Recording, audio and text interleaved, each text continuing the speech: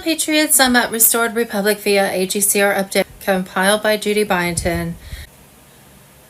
Judy note, as of Saturday, June 7th, Joint Military Special Operation Units under codename Operation Stonefire had permanently neutralized the final strongholds of the deep state, globalist, financial, human trafficking, and cloning syndicates located in underground vaults beneath Geneva, Tel Aviv, and the Colorado Rockies.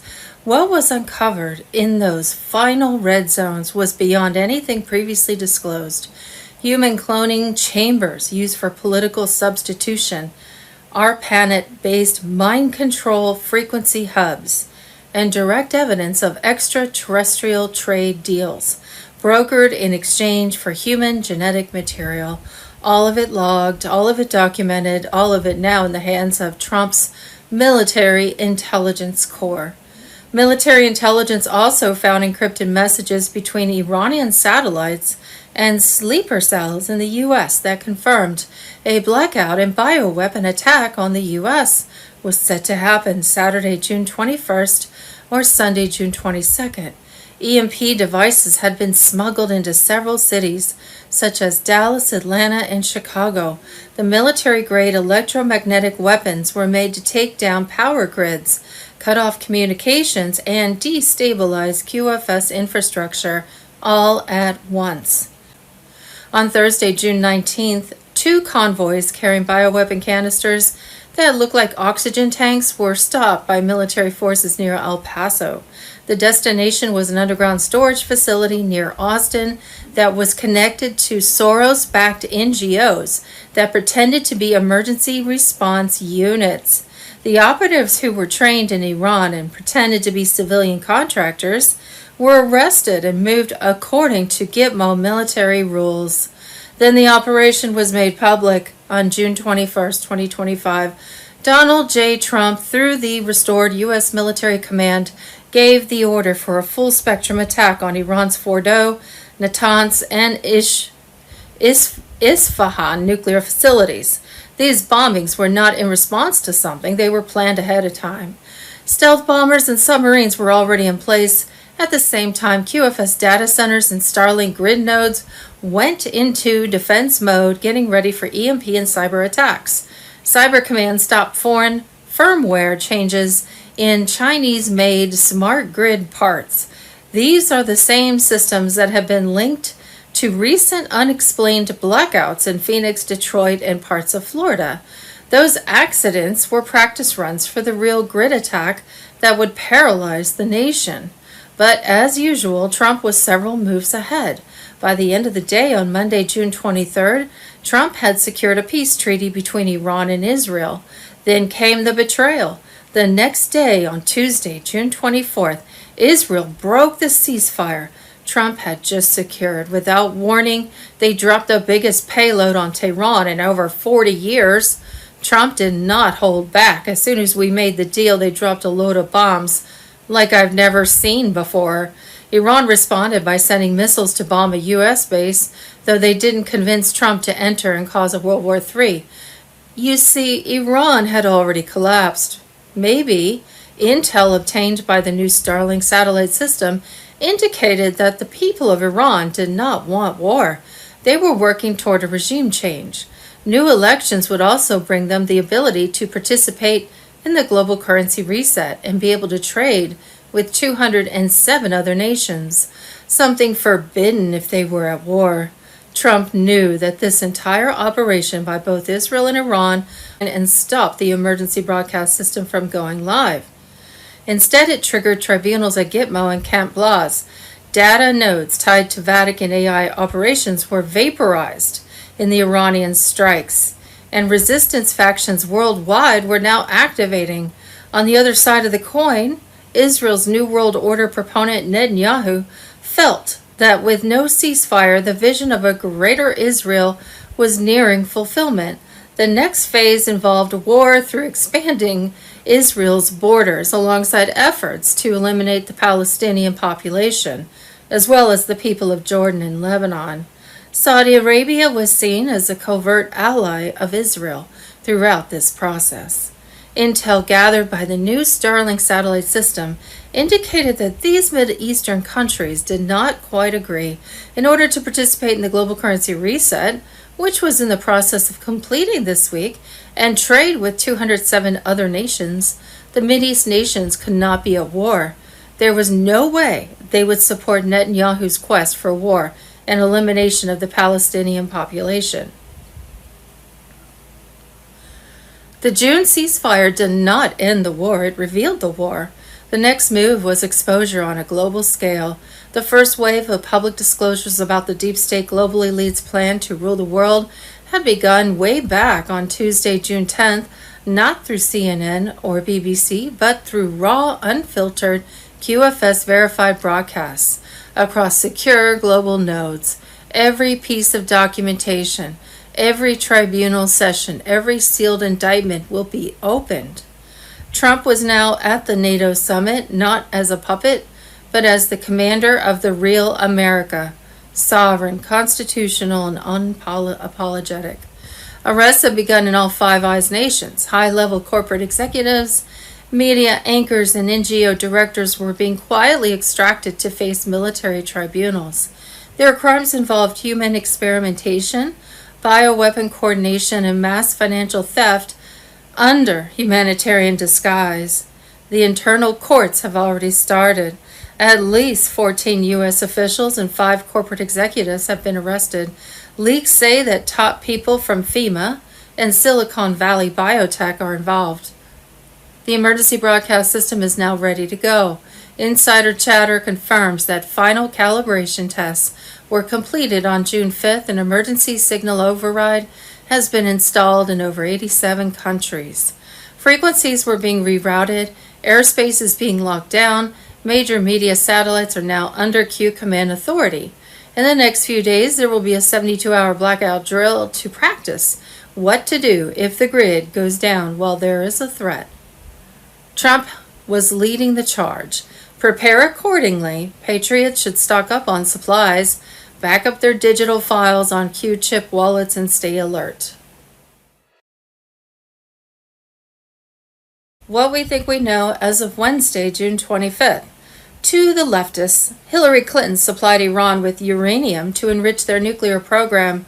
Barack Obama gave Iran $1.7 billion that they used to fund their nuclear program, and Joe Biden froze over $16 billion of funds for Iran. So don't even think about blaming nuclear World War III on Trump. And Monday, June 16th, Brunson SCOTUS update. What they've been hiding will infuriate you. Tuesday, June 24th, everything nuclear was deactivated 10 years ago. No country has nuclear weapons, only conventional weapons, which are used for cleanup work. And that's from Florentine Patriota Q on X. And just a side note, remember Commander Thor's been telling us that all the nukes around the world have been disarmed. Even if the country doesn't know they were disarmed, they were disarmed. And they continue to do that. And if something is shot off by a submarine, it can be neutralized very quickly. So there's no fear of a nuclear war. It's just a scare event if it comes to that. And Tuesday, June 24th, short history of Khazarian Mafia. Where do you start? I mean, there's so much going on at the moment. I'm going to start with the obvious one, which is Israel and Iran. And it's very interesting to watch what's actually happening overnight. Iran had another little pop at Israel, and Israel had another. It's a bit like two people who really don't like each other, and they haven't liked each other ever since Israel moved in 77 years ago. And it's a bit like somebody coming move into your house that you very kindly let them move into your spare bedroom, and none of the neighbours actually like them. Now, there's a lot of people who have a property on Airbnb who will know exactly what I'm talking about, because it's very easy to get these people to come into your house, but some of them are not very nice. And it's very interesting watching these people that are not very nice in their house, which wasn't really their own, that Now they're being found out as to who they really are, the Khazarians. They're actually leaving one by one and heading back to where they came from, which is Ukraine. But when they've gone back to Ukraine, they've moved into houses that are not their own and just taken them because they were empty. They haven't offered to buy them, but this is the nature of these type of people. They're a Khazarian mafia. They just take it because they think it's theirs. They think they have the right. They did the same when they arrived in Israel. They're doing the same now, but it's a lot easier in Ukraine because there's a lot of empty houses. Makes you ask the question, were they involved in that war from the start? To provide all these empty houses because they knew they were going to get trouble in Israel. What an interesting time we live in, gentlemen, hey?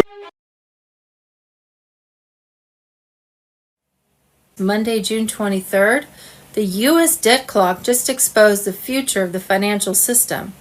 Trump is holding the key to the golden age. Here's what you need to know. Wars and rumors of wars. Starting with Monday, June 23rd, exposed Operation Armageddon. MI6 and NATO plot tactical nuke false flag to trigger World War III. Code Red whistleblower drops bombshell in Paris. Jim Ferguson video. Monday, June 23rd, Iran war. China issues a stern warning to Tehran. Do not close the Strait of Hormuz, lifeline for 40% of China's crude and 20% of LNG imports. And Monday, June 23rd, breaking, Trump explodes. Israel and Iran don't even know what the F they are doing. Ceasefire torn apart by bombs, and America's used as a human shield. The statement that shook the Middle East. Video. Monday, June 23rd, boom. WikiLeaks exposed from Top Gun to Homeland and the Fifth Estate. Julian Assange reveals Hollywood's role in global mind warfare and the scripted Iran war. A must-see video. And Monday, June 23rd, official statement, Donald J. Trump, congratulations, world, it's time for peace. End quote. And Saturday, June 14th, just in, SEAL Team 6 was never meant to survive. Bombshell testimony blames Obama, Hillary, and Biden, the biggest cover-up in American history. Tuesday, June 24th, Trump goes off. They don't know what the F they're doing. False flag exposed. Israel breaks the ceasefire. Iran's retaliation faked. Gitmo tribunals incoming. 17th letter. June 24th, Trump breaks the silence and drops the hammer. In a scorching statement, he exposed what the media would not touch. The Israel-Iran escalation was a deep state false flag designed to halt QFS progress, trigger martial law, and justify global lockdowns. But Trump caught them mid-play, and now the entire machine is collapsing. They've been fighting so long they don't know what the F they're doing. Trump said, but we know better. They were following a script authored by WEF war planners, CIA cutouts, and Rothschild-linked operators. Their goal, ignite chaos, distract the world, and delay the digital gold reset. And above all, stop Trump. Instead, Trump launched surgical B-2 bomber strikes on Iran's deep state nuclear bunkers, not civilian targets, but elite-controlled complexes used for quantum lattice tech hidden for decades. That place is demolished, he confirmed. It's gone. Iran's retaliation, a staged missile launch. Symbolic, it was never real, it was theater. Trump knew it. Then came the betrayal. Israel broke the ceasefire Trump had just secured. Without warning, they dropped the biggest payload on Tehran in over 40 years. Trump did not hold back. Soon as we made the deal, they dropped a load of bombs like I've never seen before. This wasn't defense, this was provocation.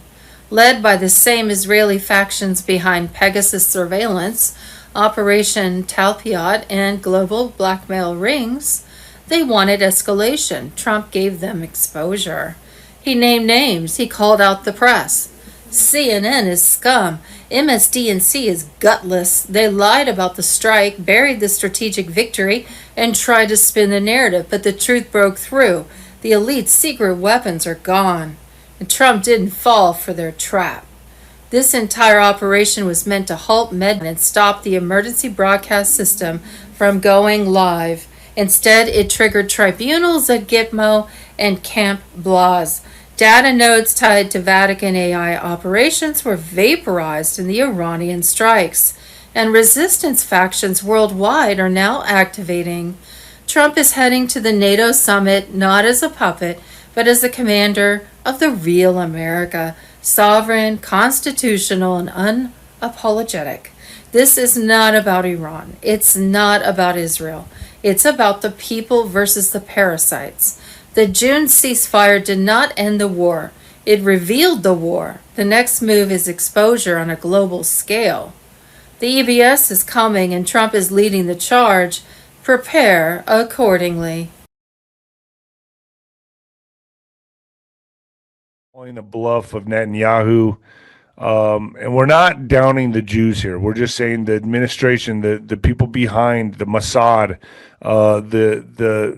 the certain faction controlling Israel, intelligence agencies. I think they're going to get smoked out. I think they're going to get smoked out right now during this ceasefire. Could they do a false flag on themselves and blame Israel and then proceed with more bombings? I'm kind of expecting something here because I don't think anybody wants to end with the 12-day war and settle. I mean, they're not done. I don't think they're done yet. No. You Ghost? I don't think they're done at all. I think there's going to be some stupid action, whether it's on Israel's part or Iran's part, to try to push this further, or let's say aggravate the situation. Because look at how ridiculous the Iranians have been, number one. Yeah, they're at the table. They've been given the time period. They were given that time period. They didn't abide. Well, then rocks got thrown at them from us, harder and damaging. So let's hope Israel doesn't try to force any kind of hand they think they have and is being held. A lot of this is bluffing. A lot of this is, horse shit, to be honest with you. Okay, we're going to get the last word. So they fire a rocket in. Unfortunately, I don't know if was that last, let's say, shot into Israel in that building. I don't know. I think some of them did. And it's not the way to leave it if you're serious. So, President and the administration are navigating a very, very delicate minefield, but they're on top of it. They have the equipment to do it. And he's probably going to be wanting to, this whole time, he's like, who is he to tell me to do anything? I bet you that's what he's feeling. And the fact that Trump is saying this publicly and making him look like a little mouse, he's not going to take that lightly. No. And then don't come crying to us for assistance if you're going to play these bullshit games. Which tells me that Mossad would have to do something. So they're going to have to create a false flag, whether it's in Israel or America. And I bet you one of them, Ghost, it feels so good to talk on here and not on YouTube. Yeah. So I bet you one of them is to blow up the Dome of the Rock. Much better. Fucking blow up the Dome of the Rock. Yeah, I could see that. Where there is particular concern is with a number of dams across the country, from Tennessee to Northern California. In California, for example, you have the Folsom and Oro Dam, and they are downriver from each other. Any damage done to one or the other would wreak a lot of damage as far as Sacramento and beyond. And there are a number of military bases within that plain that would flood. So these are being watched intently. So are nuclear power generating facilities for a while now. They've been on heightened security. A number of, not to mention the cyber.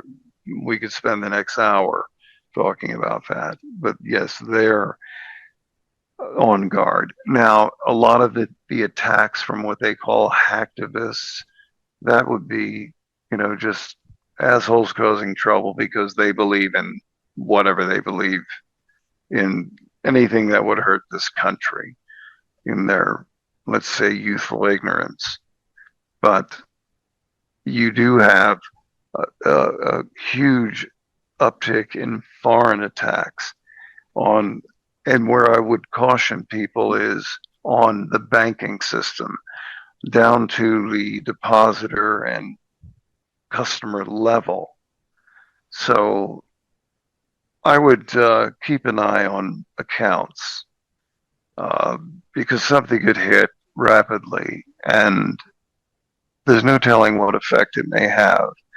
I'm not meaning to send anybody into a panic that the sky is falling, but be aware that many things are under attack now, especially private information of Americans. And as far as the audience is concerned, yes, that is also just as high as damage to their systems, etc. But a lot of these systems are backed up in real time on risk and CISC banking systems. So yes, if there were a major attack, there'd be a hiccup, but I don't think that anybody would lose anything. It would all be restored as quickly as possible. That's one area. Other areas are infrastructure, energy flow, highways, all of it. All of it has to be and is on the forefront of Homeland Security and other agencies looking at it, and where they are finding threats, they're dealing with it. Case in point, those 11 or 12 that they was shown on several networks, Fox, others, as yes, here are terror-related or suspected terrorists high enough on the list that we bagged yesterday and overnight today. So if they're showing you that, make no mistake, it is more extensive. I don't say that to make you panic. I say that simply for you to factor that into your thinking. And again, seeing what you saw that I sent to you today, look at the distance from me to that. Excuse me, to that. Right. And that is crazy. Rural, deep south. That's insane, man. They're everywhere. Mm-hmm. And that's the whole point. Because how many times have I come on your show and others where I've said, it's not the Iranian people. Make note of that. It's not the Iranian people. They want to join the modern world and succeed. Engage in commerce, engage in endeavors that improve their lives and their lives collectively. It's this propped up piece of shit regime that has had as much help from its enemies as it has now taken guff from them lately. And I'm not pointing to us, I'm pointing to certain factions in Israel that have actually been interfacing with them for a long time. Do the math on that. Tuesday, June 2nd, what we missed while watching Iran. While all eyes were on missile strikes, uranium stockpiles, and Tehran's retaliation, some serious developments slid under the radar. Laura Aboli on Telegram. Bilderberg quietly met in Sweden. Tech CEOs, NATO heads, and EU officials all gathered behind closed doors.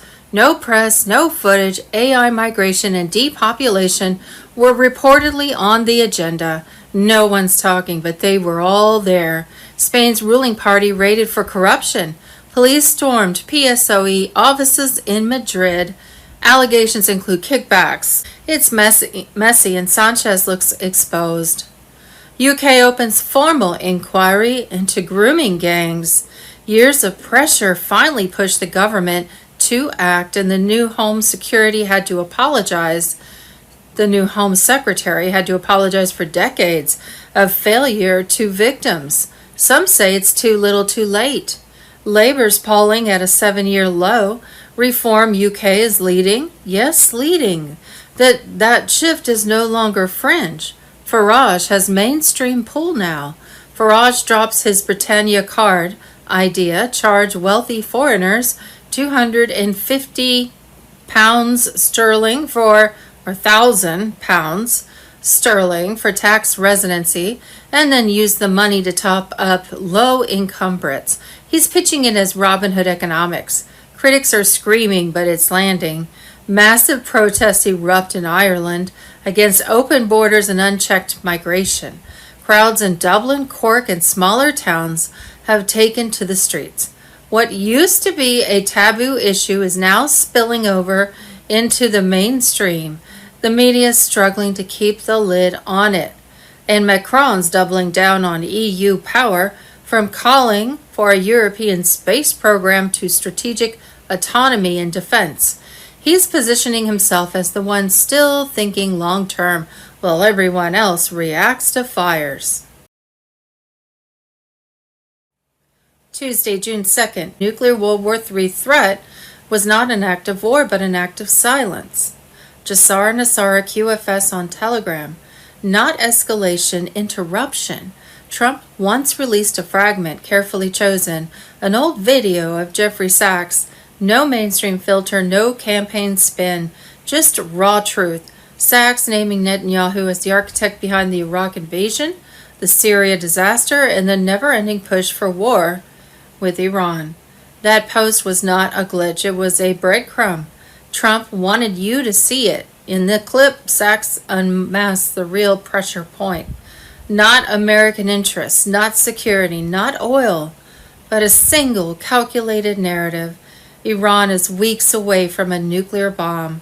The same line recycled for decades, the same phrase used to justify assassinations, drone strikes, sanctions, regime change, and U.S. troops sent to bleed for someone else's agenda. And now, with one single move, a strike ordered without applause or explanation, Trump may have cut the fuse. If Iran had nuclear sites, they have just been neutralized. If they didn't, then the illusion has been dismantled in public. Either way, the excuse is gone. No more imminent threat. No more weeks away. No more leash to drag America into the flames again. That might have been the plan. A strike that looks hawkish to the blind, but surgical to those awake. A removal of the last domino Netanyahu had left. Now go back to January. Trump's repost of the Sachs video. Why then? Why that? Because the signal was being sent. Quietly, intentionally. He's known who pulls the wires. He's watched this game for decades, and now, with the world is steering in the wrong direction, he flips the table again without a speech, without a press release. Just action. This isn't noise, this is the clearing in the field. While the world yells war, Trump just removed the last excuse for it. The silence is the message. And if you heard it, you're already ahead. Tuesday, June 24th, breaking. South Carolina moves to make ivermectin and hydroxychloroquine available over the counter in landmark legislation. June 24th, breaking. Trump explodes. Israel and Iran don't even know what the F they're doing. Ceasefire torn apart by bombs and America used as a human shield. The statement that shook the Middle East. Video. Tuesday, June 24th, breaking. The 2025 NATO summit in The Hague. Trump set to storm the alliance, expose the war mafia, and name the traitors in broad daylight. Tuesday, June 24th, top-level warning. Putin warns Trump. The globalists are using you to ignite World War III. the century-old trap that's been set in motion. And Tuesday, June 24th, Capitol Intel drop. Al Green impeachment fails. Trump crushes the coup as Democrats implode. He's still standing. They are falling apart. Video, AMG News. Finally found the confiscated video that the FBI took on the day of 9/11, where it was proving it wasn't a plane, it was a Scud missile.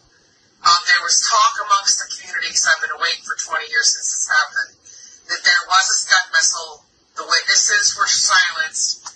The person who had this tape that turned it over to the FBI concealed this information, and as you can see, that is not a plane. That is a Scud missile, as originally thought. Fucking deep state cabal, you sons of bitches. Those who knew, we already knew you did shit, but this was the last piece of the puzzle for the evidence. For that whole entire crap in the 9/11 report that said it disintegrated. That is a Scud missile. Swedish satellite saw that there was a marking target, and that was completely put aside, and you all bought the lie. Heavenly Father, let truth prevail.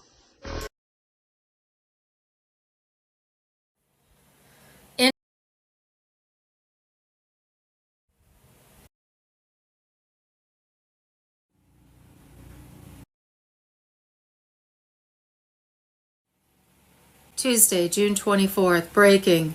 Obama and Biden gave money to Iran's war machine. Indictments are coming from the grand jury. Nisara Jassara, QFS on Telegram. Obama sent $400 million in foreign cash to Tehran on January 17, 2016, without telling anyone. 2 days later, there were 13 wire transfers of almost $100 million each. The total is $1.3 billion. This was not diplomacy. They wanted money. The hostages were not let go until the money hit the ground, and it didn't end there. That money caused fear to spread throughout the Middle East. Hamas doubled the number of rockets it had. Hezbollah improved its precision missile program. And the Houthis got Iranian drones that made holes in Red Sea shipping. The serial numbers on the cash that was taken matched pictures taken in Tehran. Washington, on the other hand, stayed quiet. The press called it brave diplomacy. Americans who were real buried their sons. Then Biden showed up. His administration quietly freed up $10 billion in frozen Iranian assets in 2024. The money went through high-end banks. Iranian-funded militias stormed Israelis' borders, funded Hamas command centers, and set drone swarms that shook the world's energy markets. At the same time, people who worked at BlackRock made record short positions on U.S. gas. It wasn't a coincidence that the timing was right. When Trump took office again on January 20th, 2025, he froze all accounts linked to Iran and called for a full forensic audit. What it found was much worse than the original scandal. More than $5.6 billion had been funneled through fake companies in Frankfurt, Doha, and Johannesburg. Intelligence reports had warned about this years ago, but Obama supporters hid them by putting them under classified labels. Kash Patel, the Attorney General, called a federal grand jury on June 3rd, 2025. John Kerry, Victoria Nuland, Janet Yellen all got subpoenas. Sources say that Obama could be charged with giving material support to terrorism. Biden is named in a plot to get around U.S. sanctions, and there is no doubt about the trail. Special Ops even stopped a drone carrying encrypted Iranian communication equipment that had been bought with the money that Biden had given away. The supplier, a shell company in Shanghai that is linked to the son-in-law of a World Bank official. They preached climate justice, but they gave weapons to people who were against the republic. The media is not saying anything. Big tech is stopping all leaks, but the people are aware. Trump's executive order 0033 now lets the government take assets from any bank or NGO that is connected to these operations. The Treasury is already raiding. H.R. 2184 is making its way through Congress to take away immunity from all officials involved. June 23rd, this is not politics anymore. It's the survival of the nation. Either traitors are caught or betrayal becomes the norm. The grand jury is ready. The whole country is watching. The elite's fear is real, and it's time for them to go. Tuesday, June 24th, Assange exposes Hollywood's war propaganda machine. Iran was scripted long before it was targeted. Julian Assange on Telegram. They told us it was fiction, just storytelling. But Julian Assange proved otherwise, and now the system is scrambling to bury the truth. For years, Hollywood has been programming the public mind for war with Iran. Not with facts, but with frames. Not with speeches, but with scripts. From Top Gun, Maverick to 24, Homeland, and the Fifth Estate, Assange exposed it all. The invisible battlefield where the weapons are not bullets, but belief. Top Gun, Maverick was not just a sequel. It was a military operation, cleared line by line by the Pentagon. The film fed millions a subconscious narrative. A brave U.S. pilot takes on a nameless enemy with unauthorized nuclear facilities. Buried in mountainous terrain, no names are mentioned, but the signs all scream Iran. That film did not prepare the public for entertainment. It prepared them for war.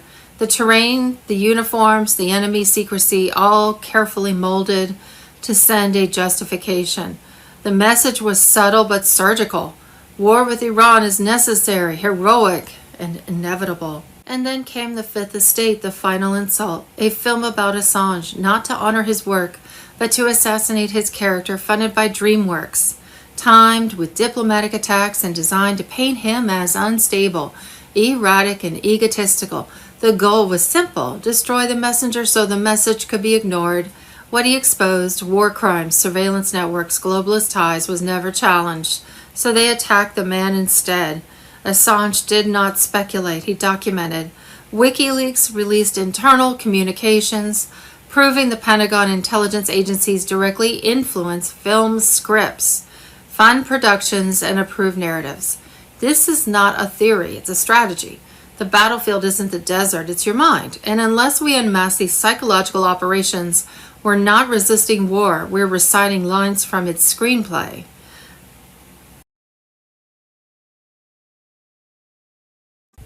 Hello Patriots, I'm at Restored Republic via a GCR update compiled by Judy Byington. President Trump has declared a ceasefire for Iran and Israel, though peace does not come easy. Terrorist sleeper cells were found to be embedded across the U.S.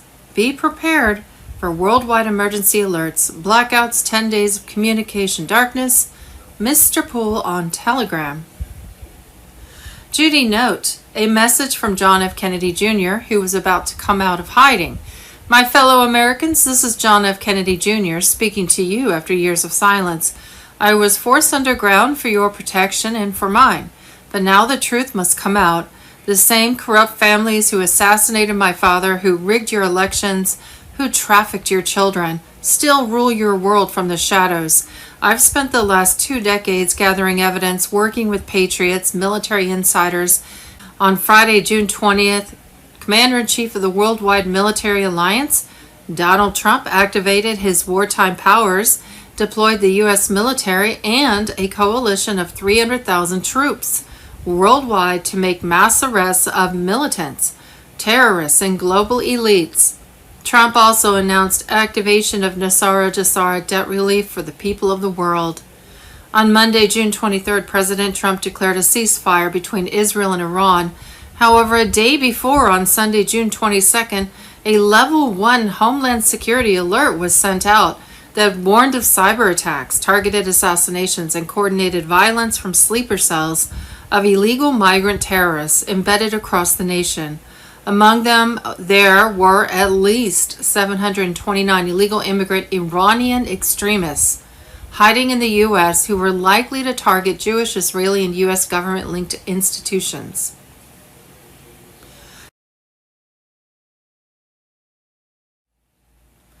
Monday, June 23rd, Iranian sleeper cells are now active in America.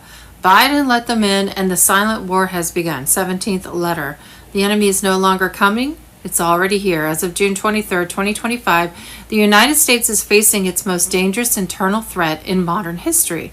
Not from armies, but from sleeper cells embedded across our cities. They were not smuggled in, they were invited, and the trail leads straight to the Biden regime. This is not incompetence, this is infiltration by design. According to DHS leaks and whistleblowers, President Trump was directly threatened by Iran. Strike our nuclear sites, and will activate our operatives inside your borders. Trump did not back down. He ordered the strike. Targets were eliminated, but what followed exposed the true betrayal. Rather than defend the homeland, Biden opened the gates wider. Between FY 2021 and FY 2024, 1,500 Iranian nationals crossed the U.S. border illegally. 729 were released inside the country. DHS agents found discarded prayer rugs and passports at crossing points in Texas and Arizona.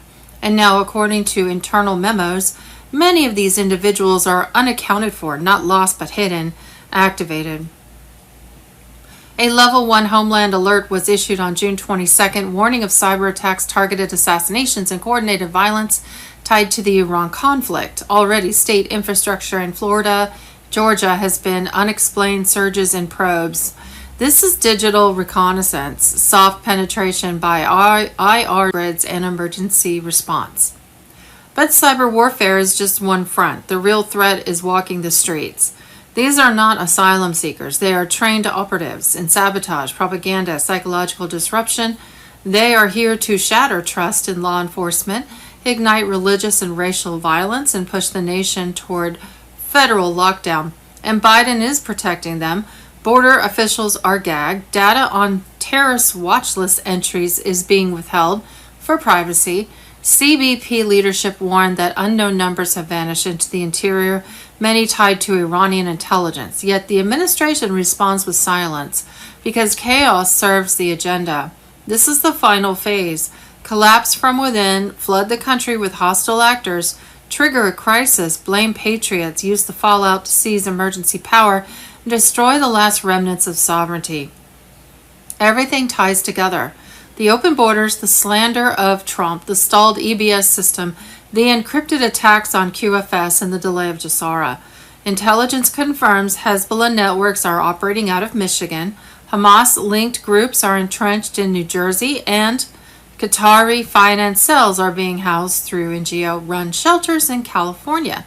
This is not fear-mongering. This is the blueprint of a domestic insurgency, funded by billionaires, protected by the media, and coordinated through compromised government channels.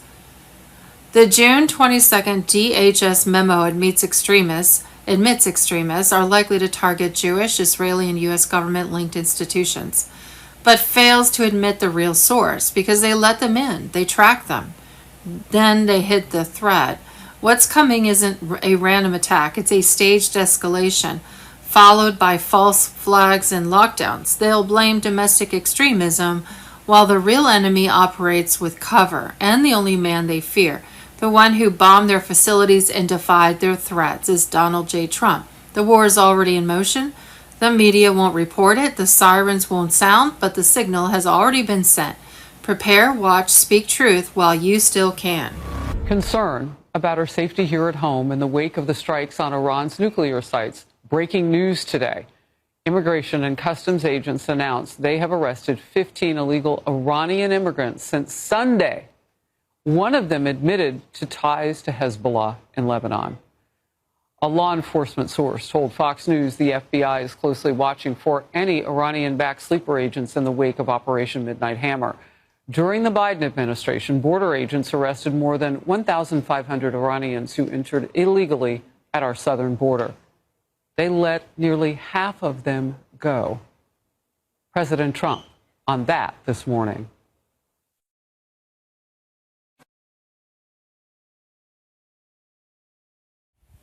Monday, June 23rd, the Military Commissions Act is active.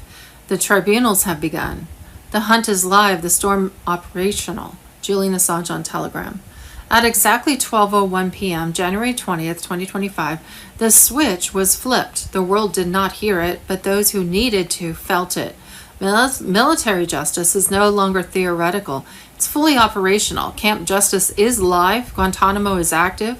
Military Commissions Act has been triggered, and with it, the global takedown begins. This is not politics. This is wartime law. Every traitor, every puppet, every architect of sabotage is now being hunted. This is not symbolic. This is the final phase. The military tribunals prepared under over 100 sealed executive orders are in motion. The courtroom has become the new battlefield, and the enemy already cornered. Diego Garcia, Ramstein, Guantanamo. The tribunal hubs are locked in. Evidence is rolling. Witnesses are secured. JAG teams are deployed. This is not a drill. This is precision warfare against domestic enemies of the Republic. Special operations have begun executing the warrant phase. Every movement is tracked. Every bunker is known. Every escape route is cut off. The safe houses raided. The servers seized. Their network is collapsing in real time. No leaks, no delays, no mercy. Trump is not just a former president. He is now acting as supreme commander of the restored republic. And his order is clear: deliver justice swiftly and without compromise. And this is not about trials for show. This is about national survival. The Constitution is back, and the system of accountability is now in the hands of warfighters. Civilian courts are bypassed. Classified intel is admissible. Legal fiction is over. These are not polite proceedings. They are executions of military justice under wartime authority. The Military Commissions Act was designed for exactly this moment.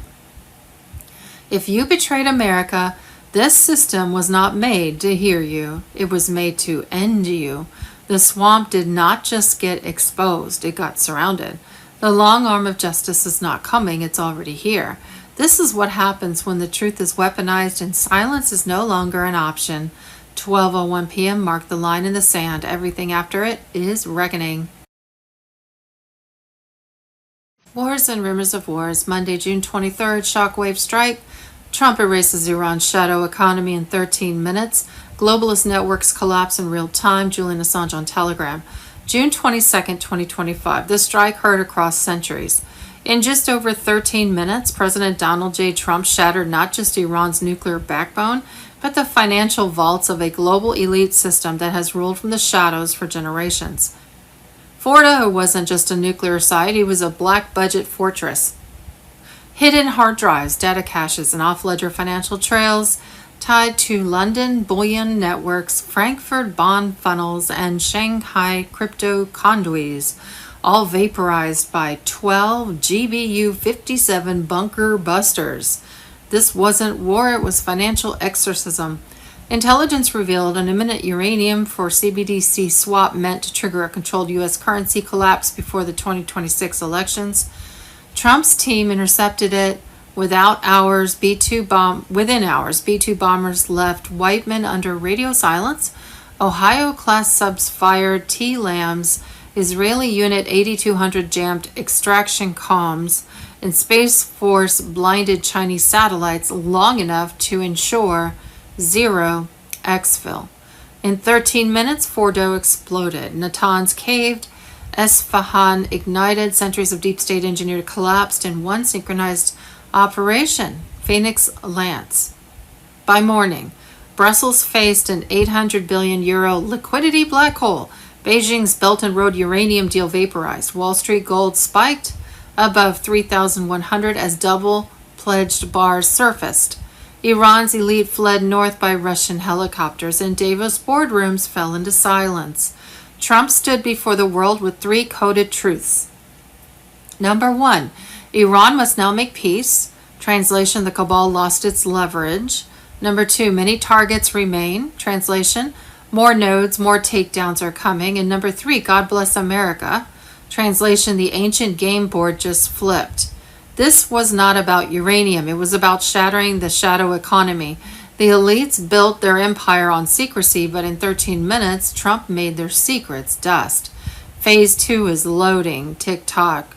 Obviously, people are reporting that Trump claims there's been a ceasefire between Iran and Israel. Well, Iran's foreign minister insists no agreement has been reached officially. He says Iran won't escalate if Israel halts its illegal aggression, but shortly after, Iran fired missiles at Israel. So I don't know what's going on, but this is a very weird state of affairs, Charlie. And if you go down the common sense route, it almost looks like it's all being made up. Yes, missiles are being fired, but no one's declared war on each other. It's a strange one, this. It is. And on that same point, Paul, we had some of our friends round yesterday, and they come from Ukraine. And I was asking them about their family members, and a number of their family members, sadly, but they said, it's just sort of come to an end. It's gone silent. Nobody's telling us anything. Nothing's happened. Nothing's happening at all. Everybody's looking at Israel and Iran. They've forgotten all about Ukraine. What's happening? She was saying to me, what's happening, Charlie? I said, well, I did tell you this 4 or 5 years ago. And she said, I know. I'm beginning to realize now. I said, it's all pantomime. It's all part of it. And when I went through why, I said, if you're going to take over a country, if you were going to invade it, one of the places in 4 years that you would have taken was Kiev. It's the capital, the hub. I haven't touched it. There's still festivals and parties, and everybody goes about their life as normal in Kiev. All of the issues are where the bioweapons factories are and where the child trafficking is. And my heart goes out to everybody in Ukraine, everyone in Russia, everyone in Iran, everyone in Israel. My heart goes out to you because you're pawns in a game. And some of you won't make it through this for whatever reason. But this is a massive lesson in life. We're moving out of a continuous war that the deep state, the cabal, want to continue. We're moving into a time of peace. But to get there, we have to cross some very rocky waters. And we have to remove the people in the swamp that thrive off war because they fund both sides. And they're very, very wealthy people. And when they become wealthy, they become powerful. When they become powerful, they become corrupt.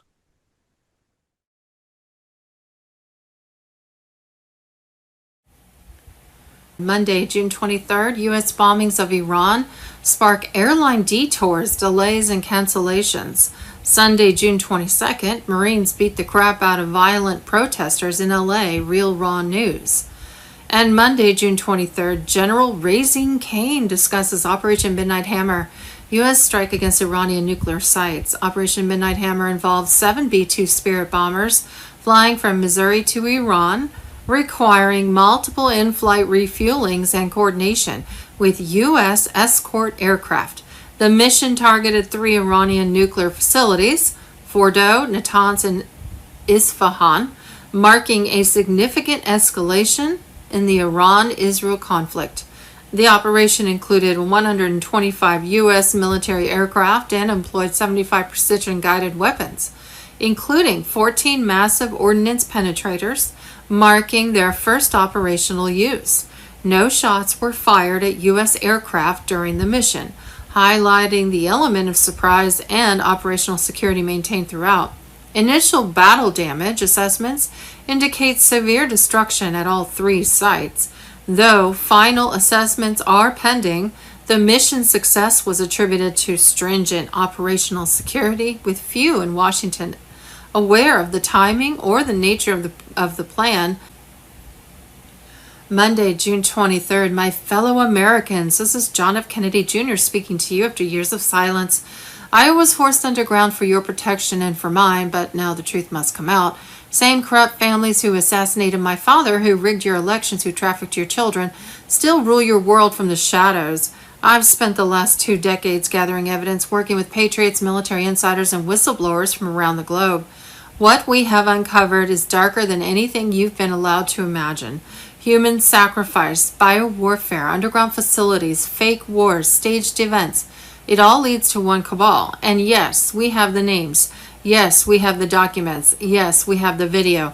I am now preparing you to go live and reveal everything, but time is short, and they are trying to block this message before it spreads. JFK Awakening on Telegram.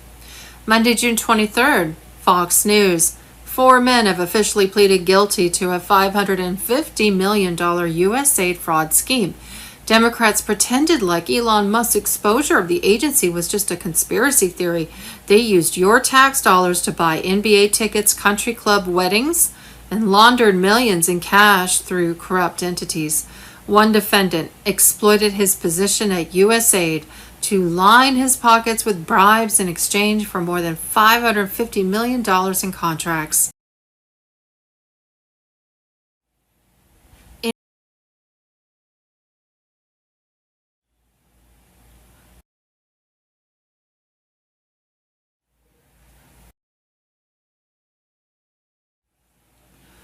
The corrupt Obama and Biden administrations, Monday, June 23rd. During his presidency, Barack Obama made 3 cash payments to Iran.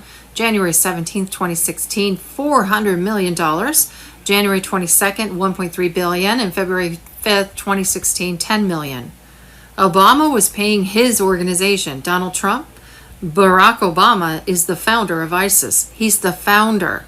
White Hats on Telegram. Monday, June 23rd, bombs that Obama dropped during his 8 years as president, adding conservative estimates for Libya, Yemen, Somalia, and Pakistan, and accounting for unreported strikes. The total number of bombs dropped during Obama's presidency likely ranges between 100,000 and 150,000. This is rough, as the Pentagon's definition of a strike can involve multiple bombs and covert operations lack full disclosure. Donald J. Trump on Telegram. Rigged elections, Monday, June 23rd. This is your reminder that California Governor Gavin Newsom's recall was rigged twice. More than 300 mail-in ballots for the governor's recall race were found inside a car parked at this torn 7-Eleven with a man sleeping inside of it. There was Xanax, a gun, meth, and other mail. Rigged this time, or if it was last time, Elon Musk on Telegram. Climate hoax. Monday, June 23rd, Professor Ian Plimer on the climate hoax. Climate, sea level, and ice sheets have always changed, and the changes observed today are less than those of the past. CO2 lags about 800 years behind temperature increase, so it cannot be the cause. First, it was called global cooling in the 1970s, then global warming, and now climate change, as it covers both sides. Oh no, I forgot, it's now called global boiling, according to the UN's president.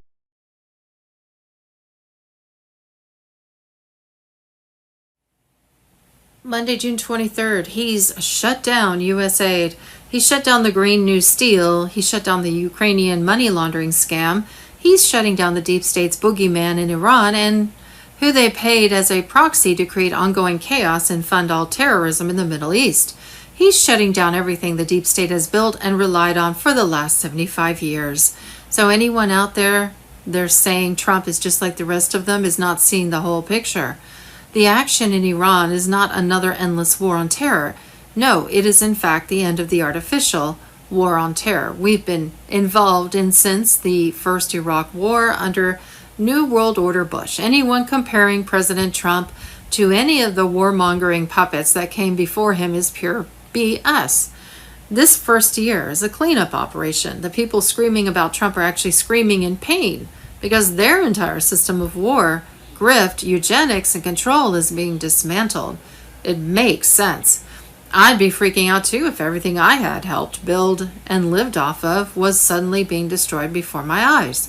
How completely out of control it must feel after having the illusion of control for so long. Things will continue to get worse for them right up until the time the handcuffs get slapped on them all. Don't buy the noise. Patriots are in control, and they are not only going to make America great again, they are going to make the world great again. Enjoy the show. MAGA. Make the world great again. Spartan Viking on Telegram.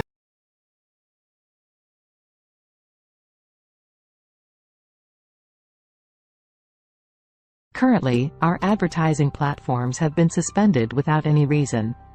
This is a difficult time for us. We will continue to work hard and dedicate ourselves to you, but we also greatly need your support. The funds that you donate through Give Send Go are the main source of money for us to continue covering expenses. If you find value in what we are doing, please continue to support and accompany us by selecting the monthly donate package for us via Give Send Go at the link below. Restored Republic relies solely upon donations from people like you to keep our site functional and free to use. Make America great again. God bless America. God bless us all. Corrupt politicians, big tech, fake news, the puppet masters. The deep state now is panicking like we've never seen before. Every day that passes and Trump continually removes everything that they put into place, the panic, the fear is becoming real.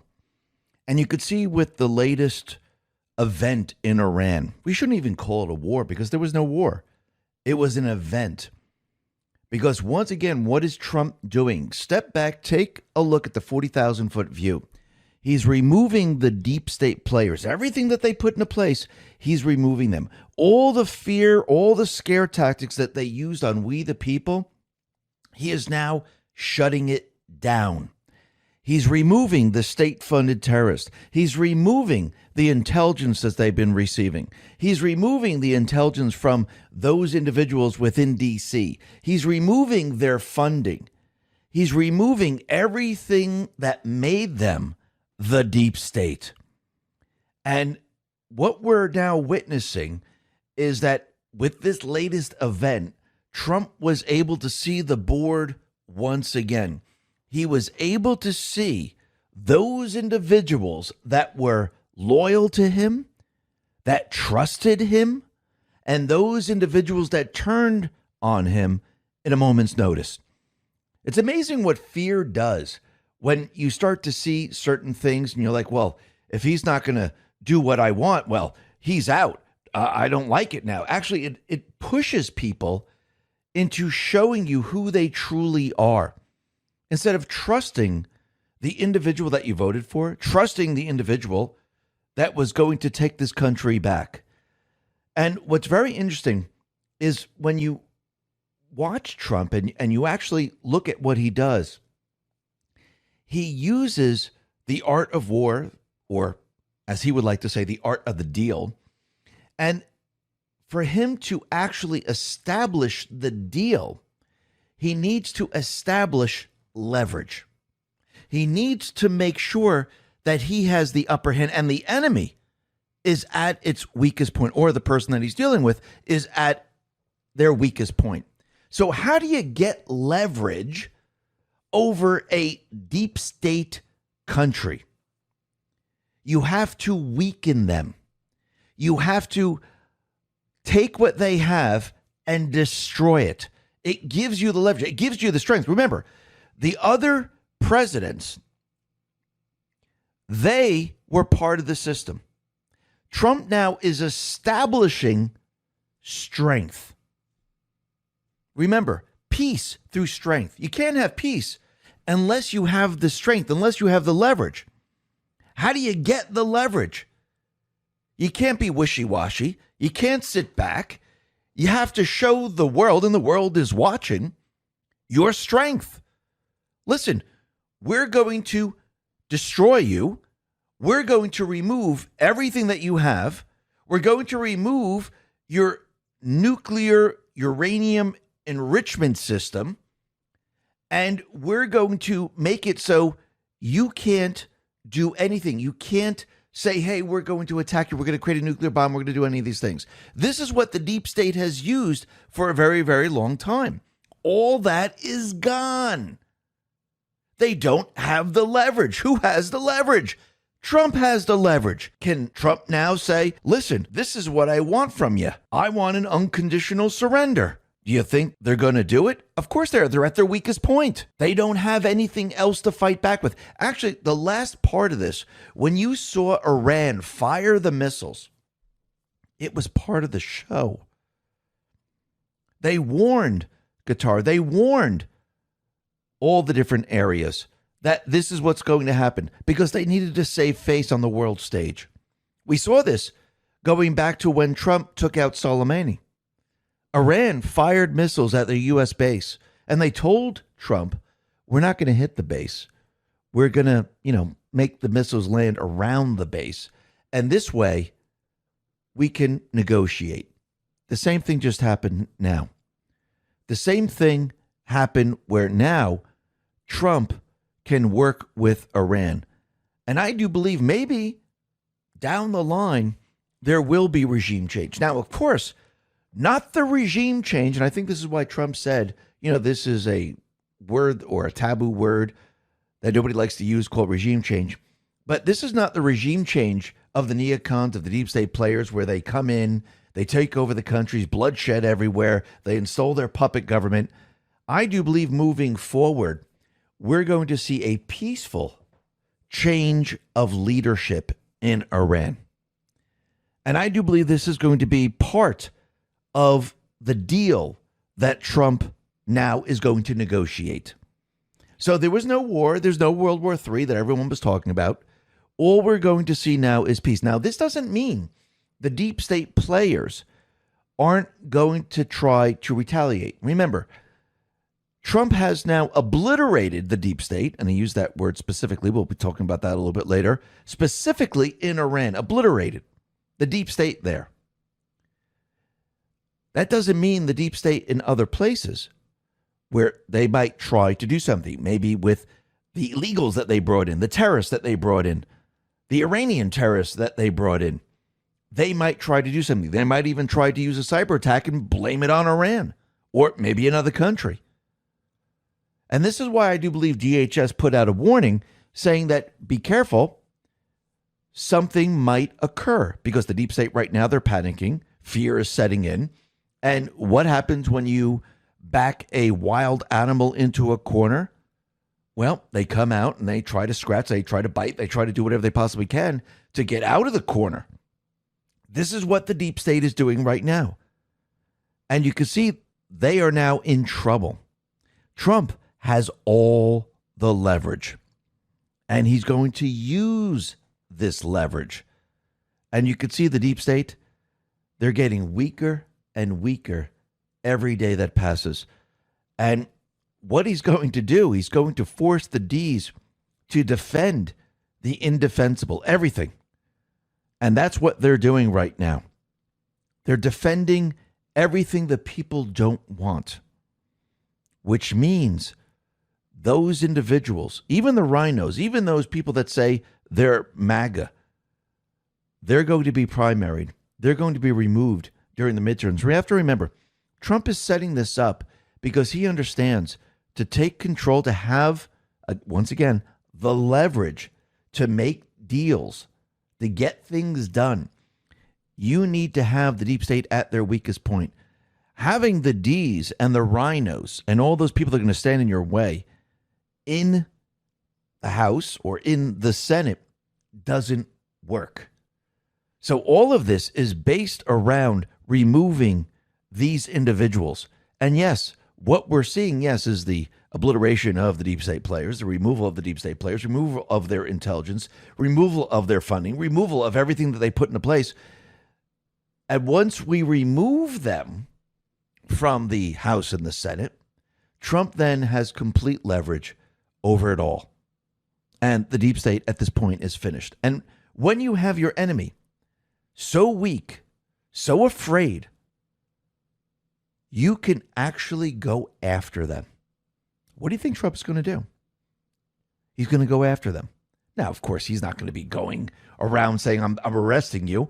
He's going to have the DOJ. He's going to have the FBI. He's going to have prosecutors, attorney generals in other states. You're going to see indictments like crazy. Because once again, there's no fear of the deep state retaliating. You took it all away from them. The only thing I do believe they probably have left is individuals within this country where they can create riots so they can escape. That, I do believe, will be their final performance that we will witness. In between that period of time and now, we might see another scare event, just like we saw here. Because remember, we're now removing the deep state. We're removing everything that they put into place. And of course, they don't want to leave. They don't want to lose all of this. So they will do whatever they possibly can, and they will become desperate in the end, which means there might be a cyber attack. There might be a scare nuke event. I'm not saying these things are going to happen, but we always need to be on the lookout that maybe something like this might occur. And it doesn't mean that we'll have blackouts and the internet will be down for years to come. It means they might try, but again, they will fail because Trump and the Patriots, they know the playbook. They know exactly what they're doing. So when you see these type of things, don't get scared. Don't get worried. Don't think that, oh, Trump is going off and he's going to be, he's going to become a rhino. He's going to become a neocon. He's going with the deep state players. He's not doing that at all. He's using what they have already put into place, and he's using it against them to get the leverage. And sometimes you have to do this also to see the board. So we'll be talking a lot more about this a little bit later. But first, let's talk about what's happening with all these illegals in this country, because you could see the deep state players, they're trying to keep the illegals in this country. And like we said before, they're probably going to try to use these illegals and Antifa and the rest to create riots when they need it, when they need to escape. And what's very interesting, and Eyal Yacobi put this out, said just one day after being released from ICE, Syrian national Mahmoud Khalil is back on the streets of New York City, leading a protest with chants of globalize the intifada. So basically, he's back protesting. This individual who's a guest in this country, he's back to what he's doing. Julie Kelly says he missed his newborn anchor baby so much he had to go out and protest. So he's in this country as a guest, and he's against America. Very interesting. Julie Kelly also put this out. Unbelievable. A Tennessee magistrate judge denied Trump DOJ motion to detain Maryland dad Kilmar Abrigo Garcia on federal charges of drug and human smuggling. Judge Barbara Holmes goes to great lengths to defend Abrigo, his preferred surname, she said, from DOJ's allegations and his alleged due process rights, and considering the ease with which D.C. judges routinely denied releases of January 6ers indicted on nonviolent offenses. Holmes said, but the foundation of the administration of our criminal law depends on the bedrock of due process. That due process demands that every person charged with a federal crime be afforded a presumption of innocence unless proven guilty beyond a reasonable doubt, and that the deprivation of an individual's liberty prior to trial can occur only in carefully limited circumstances with all the procedural safeguards afforded by the Bail Reform Act. This guy's not even a citizen. He's a citizen of El Salvador. He's not a citizen of the United States. Let me continue. Abrigo, like every person arrested on federal criminal charges, is entitled to a full and fair determination of whether he must remain in federal custody pending trial. The court will give Abrigo the due process that he is guaranteed. Well done, Chief Justice Roberts. Per Justice Department official, he will stay in Marshall's custody until Wednesday, and then even if released, he stays in ICE custody. Translation, Garcia will not be walking the streets again. So yes, these judges might say, you're free to go. But the DOJ ICE is saying, absolutely not. Again, you came into this country illegally, and you're going to be removed. You're going to be detained. And once again, like we said, these people are here illegally. They broke the law. They're not citizens. The Constitution does not cover them. So once again, we can see where these judges stand. And this is what Trump is showing we, the people. He's showing the people, look, do you see the deep state system? Do you see them for who and what they are? And every day that passes, and as these people defend these illegals, because they need these illegals, they need it for cheating in the election, they need it for the riots, they need it for whatever they need it for to actually work, the crops and all that other stuff they've been talking about. But once again, this is what the people are now seeing, and the people, they're rejecting all this. Even the D's are rejecting this. So in the end, this is not going to go the way the deep state, the D's, think it's going to go, because the people are not going to be going along with this. And as time goes on, the people are going to see the truth of the matter. And it's getting worse and worse for the Ds. I do believe their approval rating is going to be probably down in the single digits when all's said and done. Now, the other thing that's very interesting is that the U.S. House right now, Disclosed TV put this out, is now banning the WhatsApp from lawmakers' phones. They're citing a potential security risk involved with its use. So that is very, very interesting. I wonder who's listening. Didn't Facebook buy WhatsApp and it's supposed to be an encrypted system? How much you want to bet all the deep state players have all the encryption keys and they're monitoring the conversations?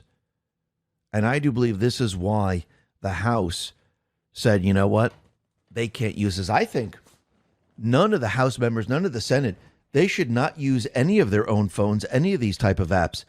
Anytime they're doing business, it should be on a secured phone. And this is very, very interesting how this is all playing out. And actually, we should probably change out the apps that the deep state has been using for a very long time. Probably should be new ones, and this way they don't have any access to them. But let's see how this all plays out. This will be very interesting moving forward, because I do believe we'll probably find out that, yes, the deep state players, they've been eavesdropping on all the individuals in the House and the Senate. Now, the other thing that we could see, that the deep state players, they're losing their grip on gun control. And in the big, beautiful bill, actually, this shuts down everything that they've been trying to do in regards to gun control. And out in Texas right now, Governor Abbott, he signed a bill removing short barrel rifles from Texas prohibited weapons list. So everything that they put together over a long period of time, it's all being undone. And I do believe that most of the laws, probably almost 100% of them, they are probably completely unconstitutional in this country in regards to gun control. And just think about this. Let me read the First Amendment here, and then I'll read the Second Amendment. Congress shall make no law representing an establishment of religion or prohibiting the free exercise thereof or abridging the freedom of speech. So Congress shall make no law that will shut any of these down, violate this amendment, or of the press, or of the right of people to peaceably to assemble and to petition the government for redress of grievances. So that's the First Amendment. The Second Amendment says the following. A well-regulated militia. Now, it doesn't mean regulated from the government. Regulated means trained people militia. The militia was not the National Guard. The militia was not the armed forces. It was the everyday person. So a well-trained, that's what regulated means. It doesn't mean regulations. It doesn't mean the government's going to regulate you. It means a well-trained individual with their weapon. Being necessary to the security of a free state, the right of the people to keep and bear arms shall not be infringed. Now, from all the Federalist Papers and from the past history, basically, the right of the people to keep and bear arms. Keep and have a weapon, which means you can carry the weapon. Arms is any weapon. They didn't say, hey, you can have a musket, you can have a shotgun, because our founding fathers knew that arms change over time. So they put these in place, and this one says shall not be infringed, which means do not violate this amendment. And the first one says you make no law and violate the First Amendment. So with the Second Amendment, with all these things that they put into place, you can have this weapon, you can't have that weapon. You have to have a license, you have to have a permit, you have to do all these different things. Can you imagine if you took that same thing and you applied it to the First Amendment? Oh, wait, you want to speak freely in New Jersey, let's say? You will need a permit. I mean, isn't that what they're doing with the Second Amendment? Oh, if you would like to say these certain words, you will need a word permission license to do this. Basically, this is what they're doing to the Second Amendment. And it sounds ridiculous when you say it, when you are talking about the First Amendment, but this is what they did with the Second Amendment. So everything that they put into place, everything that they've done here, it all has to be removed. And we need to go back to the roots. We need to go back to the Constitution. And let's see if this all happens with Trump, which I do believe it's going to, because I do believe once we've put these individuals in that follow the rule of law, follow the Constitution, follow the history of the Constitution, I do believe they're going to find many, many, many of these laws They are completely and utterly unconstitutional. Remember, the deep state players, they continually put all this in place and they uphold these laws because they put certain individuals in place to make sure that no one ever removes them. And they were doing it with the Supreme Court. They were trying to bring in as many people as possible to go against the Constitution every step of the way. But I do believe this is all about to change, just like it's all changing out in Iran right now. And what's very interesting about Iran and about what happened out in California, the Los Angeles County Sheriff's Department put out a very, very strange message. Libs of TikTok put this out and said, Los Angeles County Sheriff's Office sends condolences to Iran following the U.S. destroying their nuclear plants. This is what the L.A. County Sheriffs put out. Our hearts go out to the victims and families impacted by the recent bombings in Iran. While this tragic event occurred overseas, the Los Angeles County Sheriff's Department is closely monitoring the situation alongside our local and state and federal partners. What? That's crazy. Then they apologized for this and said, and this is what they said. We're issuing this statement to formally apologize for an offensive and inappropriate social media post recently posted on our department's social media platforms regarding the ongoing conflict in Iran. The post was unacceptable, made in error, and does not reflect the views of Sheriff Robert G. Luna or the department. They're launching a review to find out how in the world did this happen. And think about it. How did this happen? Did they have someone working in the office where they're completely against the United States? You mean there was an individual who was a sleeper there, they didn't realize it, and they decided to put this message out there? Think about that small office, and then think about D.C. That should tell you everything you need to know. And think about it. All these individuals, they're all out there complaining and carrying on that Trump did something unconstitutional. Well, once again, you have to remember the deep state players, they put all these things into place so they could have regime change in every single country. And during that period of time, they were all for the regime change. They were all for the bombing. Look what Nancy Pelosi said back in March 18th of 2011. I commend POTUS for his leadership. Gaddafi's horrific brutality against his own people will not be tolerated and must stop. So it's okay for the United States to go into Libya to stop Gaddafi. Think about it. And remember, Obama, he was bombing like crazy using the authorization in 2011. And did he get congressional authorization? No, he did not. Again, they put all these things into place on purpose to have regime change. It was only meant for them to get around everything. Now Trump is using it and using it to get rid of them. They don't like this. And what's very interesting, when Trump used everything that they put into place, the War Powers Act and everything else, he needed to notify Congress 48 hours in advance. He did this while the planes were in the air. Very interesting. He called Hakeem Jeffries, and he didn't answer. He didn't answer the phone. I think that tells you everything you need to know. And no, he wasn't going to call everyone and have them debate about this. This is not how this works. We're not at war. He's protecting U.S. interests.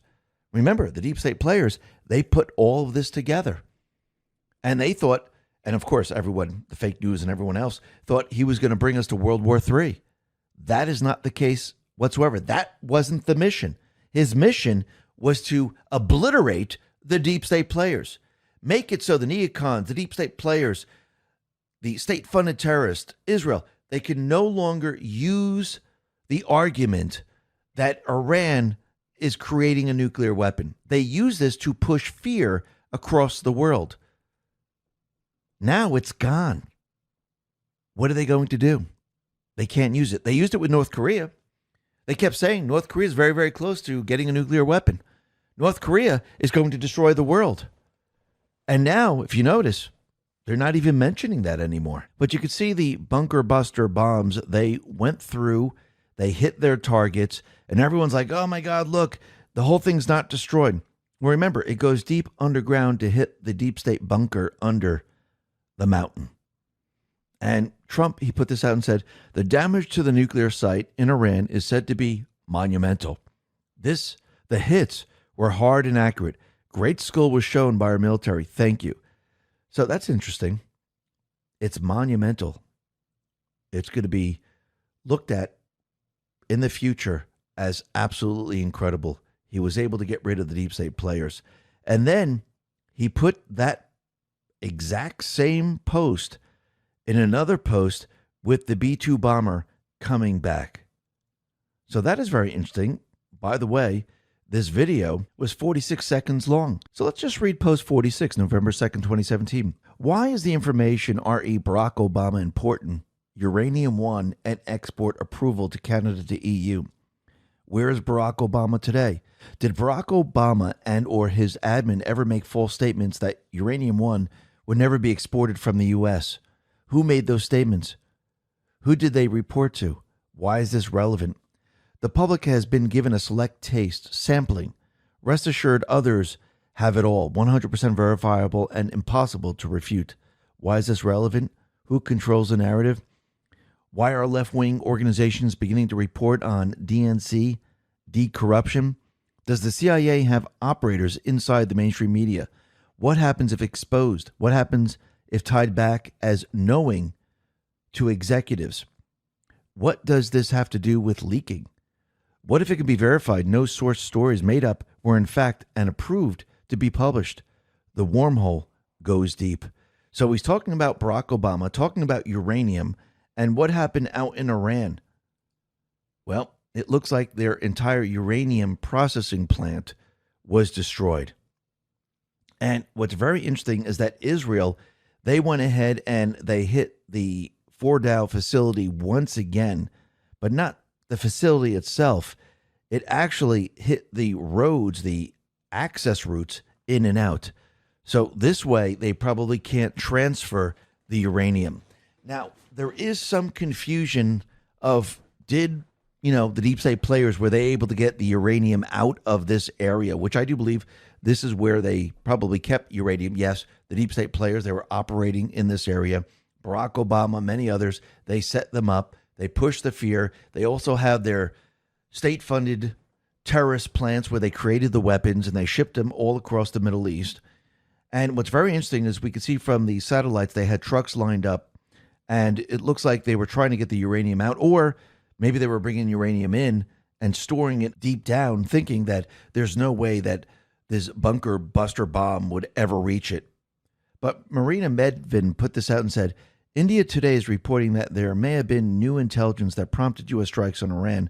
Satellite imagery recorded new activity around Fordow, including 16 cargo trucks on June 19th and 20th, which is very, very interesting.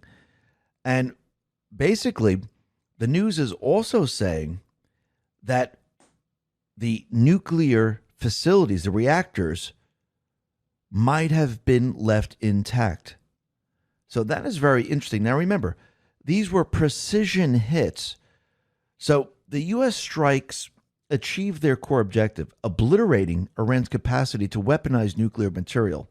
Satellite imagery confirms Fordow's structural collapse from 12 GBU-57 bunker busters, while Natanz's centrifuge halls took direct hits. Isfahan's uranium conversion plant was annihilated per Maxar's analysis. Though deeper tunnels require further scrutiny, the Maximum Pressure Act mandates relentless sanctions until Iran verifiably dismantles its program. This isn't about flattening every building. It's about strategic disruption. The IAEA confirmed no radiation leaks, proving precision targeting. While 60% enriched uranium remains, the infrastructure to process weapon-grade material took a decisive blow. Deterrence through strength works. Trump, he put this out and said, the sites that we hit in Iran were totally destroyed, and everyone knows it. Only the fake news would say anything different in order to try and demean as much as possible. And even they say they were pretty well destroyed.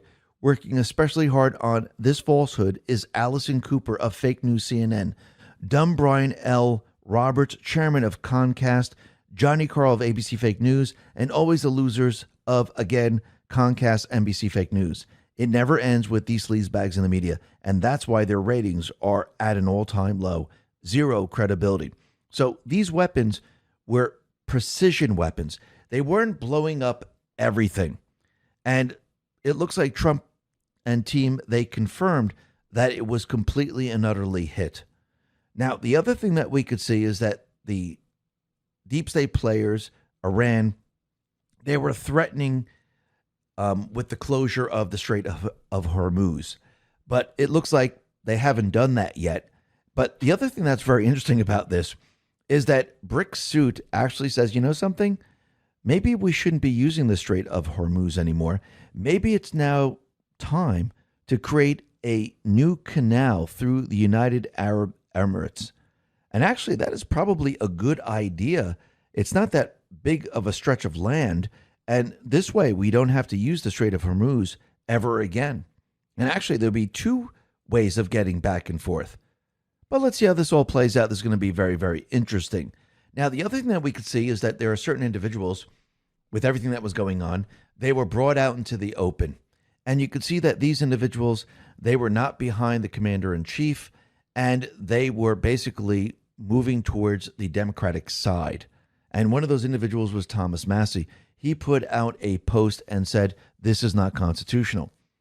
Congressman Greg Steube responded to him and said, as a lawyer, a veteran who wore the uniform, and a JAG who served in Operation Iraq Freedom, I can say unequivocally, you're wrong.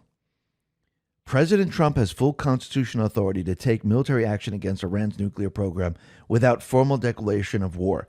Article 2, Section 2 empowers the commander-in-chief to use the armed forces to defend national interests and respond to imminent threats.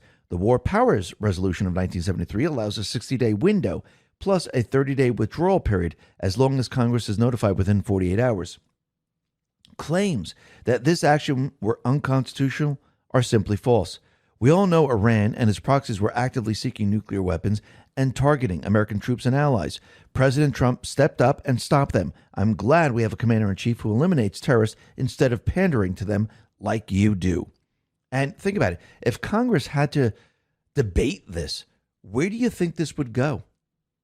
It would go nowhere. And again, this is not war. This is Trump protecting national security in this country and around the world. So once again, think about what he did. He allowed the resident to come in. He allowed the deep state players to do what they do best. He knew under the resident, the deep state players would allow Iran to enrich the uranium. Now think about it. Under Obama, actually going back in time, Iran never reached this level. Actually, under Obama, it was at a very low level. Under Trump, it was a very, very low level. And as soon as the resident came in, they saw their opportunity to allow Iran to enrich up to 60, 70, 80%, very close to that 90% mark. And I do believe Trump did this on purpose to actually show everyone, look, they truly are very, very close to a nuclear weapon. This actually allowed him, at this point, the ability to go in and hit these targets. See, in the past, they could never show that Iran was enriching to that percentage level. Trump was able to do it because he allowed the deep state players to do what they do best. Never interfere with an enemy while they're in the process of destroying themselves. Just like with the illegals coming over the border. Trump told everyone this is what they were going to do. And no one believed it. Of course, the MAGA people believed it, but everyone else didn't believe it. But then the people saw it. The same thing with here. If Trump didn't allow the resident to come in and allow the deep state players to do what they do best, Trump wouldn't be able to make his case. This allowed Trump to say, look, see, you have to show the people. This is what they're doing. You see it? Boom. This is why he was allowed to do this. Now, the other thing that's very interesting is that the former president of Russia, Medvedev, he came out and said that other countries will supply Iran with nuclear warheads, which is very, very interesting. So Trump, he responded to the former president and he said, did I hear former President Medvedev from Russia casually throwing around the N-word, nuclear, and saying that he and other countries would supply nuclear warheads to Iran? Did he really say that, or Is it just a figment of my imagination? If he did say that, and if confirmed, please let me know immediately. The N-word should not be treated so casually.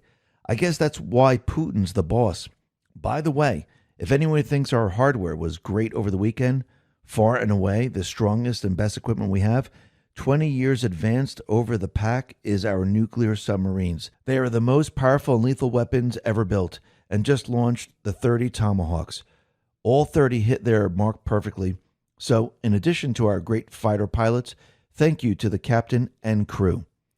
Now, he said the N-word, and there's only one post with the N-word. That is post 936, March 10th, 2018. And it shows a picture of the Hitler regime, all hailing Hitler. And down below it says the Nazi order. NWO, N does not refer to new. It doesn't refer to Nazi. What does N refer to? Nuclear. Then the next line is the sum of all fears. North Korea, POTUS, hostage threat, disarm, stage set, freedom. Post 521, January 13th, 2018. This is the post where it says scare necessary event. It says we are at war, an @ sign, which is information war. Not everything will be clean. Scare necessary event. Do you trust the U.S. military? Do you trust the chain of command? Have faith. We're in control. So again, here's the scare event. Was Iran the scare event? Or, since Trump said the N-word, sum of all fears, is the deep state going to try to do something else? Because I do believe Trump needs to bring the country and the world to the precipice so the people can see the truth. Because only at the precipice will people find the will, the strength to change and break the system of control. Only at this point in time will they then be free. And DHS, they put out a warning from now until September 22nd, 2025. It says the ongoing Iran conflict is causing a heightened threat environment in the United States. Low-level cyber attacks against U.S. networks by pro-Iranian hacktivists are likely, and cyber actors affiliated with the Iranian government may conduct attacks against U.S. networks. Iran also had a long-standing commitment to target U.S. government officials it views as responsible for the death of an Iranian military commander. The likelihood of violent extremists in the homeland independently mobilizing to violence in response to the conflict would likely increase if Iranian leadership issued a religious ruling calling for retaliatory violence against targets in the homeland. At this point, I don't know if the Iranian leadership will issue a religious ruling calling for violence. They might. I mean, we see the Ayatollah doing this, but I think at this point in time, they have just given Trump the ability and the leverage to usher in a peace deal. But again, that doesn't mean the deep state players who are behind all this, they might push a false flag saying it was Iran. I think when the peace deal is done, that's going to be a little tough. Or they might use just some other type of sect saying that, we must, So we'll have to watch how this all plays out. And the warning is until September 22nd, 2025. But DHS might retract this if Trump has a peace deal. But what's very interesting is what Trump said about the former president of Russia. Because remember, there are still deep state players that are out there, and it looks like he might be one of them. This is why he said we're lucky that Putin is the boss, because Putin is not doing this. So this is going to be very, very interesting. And what other deep state players are going to try to push something? Like we said from the very, very beginning, the deep state, when they're cornered, they are going to fight back with everything that they have. And we've been talking about the sum of all fears for a very, very long time. And we'll have to see how this all plays out moving forward. But the other thing that we could see is that Iran, they went ahead and they launched missiles at Qatar. They launched missiles at other bases. And you had Kuwait and other places. They were all at high alert, but they were all intercepted. And once again, and nothing was really damaged. Remember when Trump met with all the leaders of the Middle East? Right before all this happened, Do you think he set it all up to make sure all the Middle Eastern countries were on his side? I do believe he did. And remember, the last time Iran launched the missiles at a U.S. base, it was in response to Trump taking out Soleimani. They told us they were going to attack. We evacuated the base. They never really hit the base. They never hit the planes. They went ahead and they hit outside of the base, and some of the missiles didn't even make it. And it looks like they did the same exact thing right now. 3 Iranian officials with plans said that Iran gave advance notice to Qatari officials that attacks were coming as a way to minimize casualties. The officials said Iran symbolically needed to strike back at the U.S., but at the same time carried it out in a way that allowed all sides to exit ramp. They described it as a similar strategy to 2020 when Iran gave Iraq heads up before firing ballistic missiles at an American base in Iraq following the assassination of its top general. So as of now, it looks like nobody was hurt. There were no casualties. There was nothing. And we've seen this movie before. Very interesting. Trump, he put this out and said, Iran has officially responded to our obliteration of their nuclear facilities with a very weak response, which we expected, and have very effectively countered. There have been 14 missiles fired, 13 were knocked down, and 1 was set free because it was headed in a non-threatening direction. I am pleased to report that no Americans were harmed and hardly any damage was done. Most importantly, they've gotten it all out of their system, and there will be, hopefully, no further hate. I want to thank Iran for giving us early notice, which made it possible for no lives to be lost and nobody to be injured. Perhaps Iran can now proceed to peace and harmony in the region. I will enthusiastically encourage Israel to do the same. Thank you for your attention to this matter. Donald J. Trump, President of the United States of America. So basically, Trump is letting us know this was all a show, and now they can discuss peace. Now, the question is, was the deal done way before this? Most likely, probably yes. Was Trump communicating with those individuals in Iran using a back channel? Most likely, yes. He's also given the order to Israel. It is time to end it. Is Israel controlling Trump, or is Trump controlling Israel? Trump is controlling Israel. And I do believe Israel is going to do what Trump says to do. Now, the other thing that's very interesting is just like Trump, when he toured the Middle East right before this happened, he set everything up, make sure that all the Middle Eastern countries were on his side, and he made deals with them. He also did it with Putin. He made sure that Putin understood what he was about to do. Clandestine put this out. Flash back to 9 days ago. Trump confirmed that he had an hour-long call with Putin. But it was not about Ukraine. It was about Iran. I'll bet anything Trump confirmed with Putin that there would be no retaliation from Russia if he struck Iran. Trump covered his bases first. Trump did not do this strike recklessly. Trump made sure beforehand that World War III would not happen if he struck Iran's nuclear facilities. He did not strike, then wait to see what Russia would do. An agreement was already in place with Putin before the strike. Trump knew what he was doing the whole damn time. You mean Trump plans things? Of course he does. He doesn't just willy-nilly do this. He's a planner. He's a builder. He's a businessman. Everything is accounted for.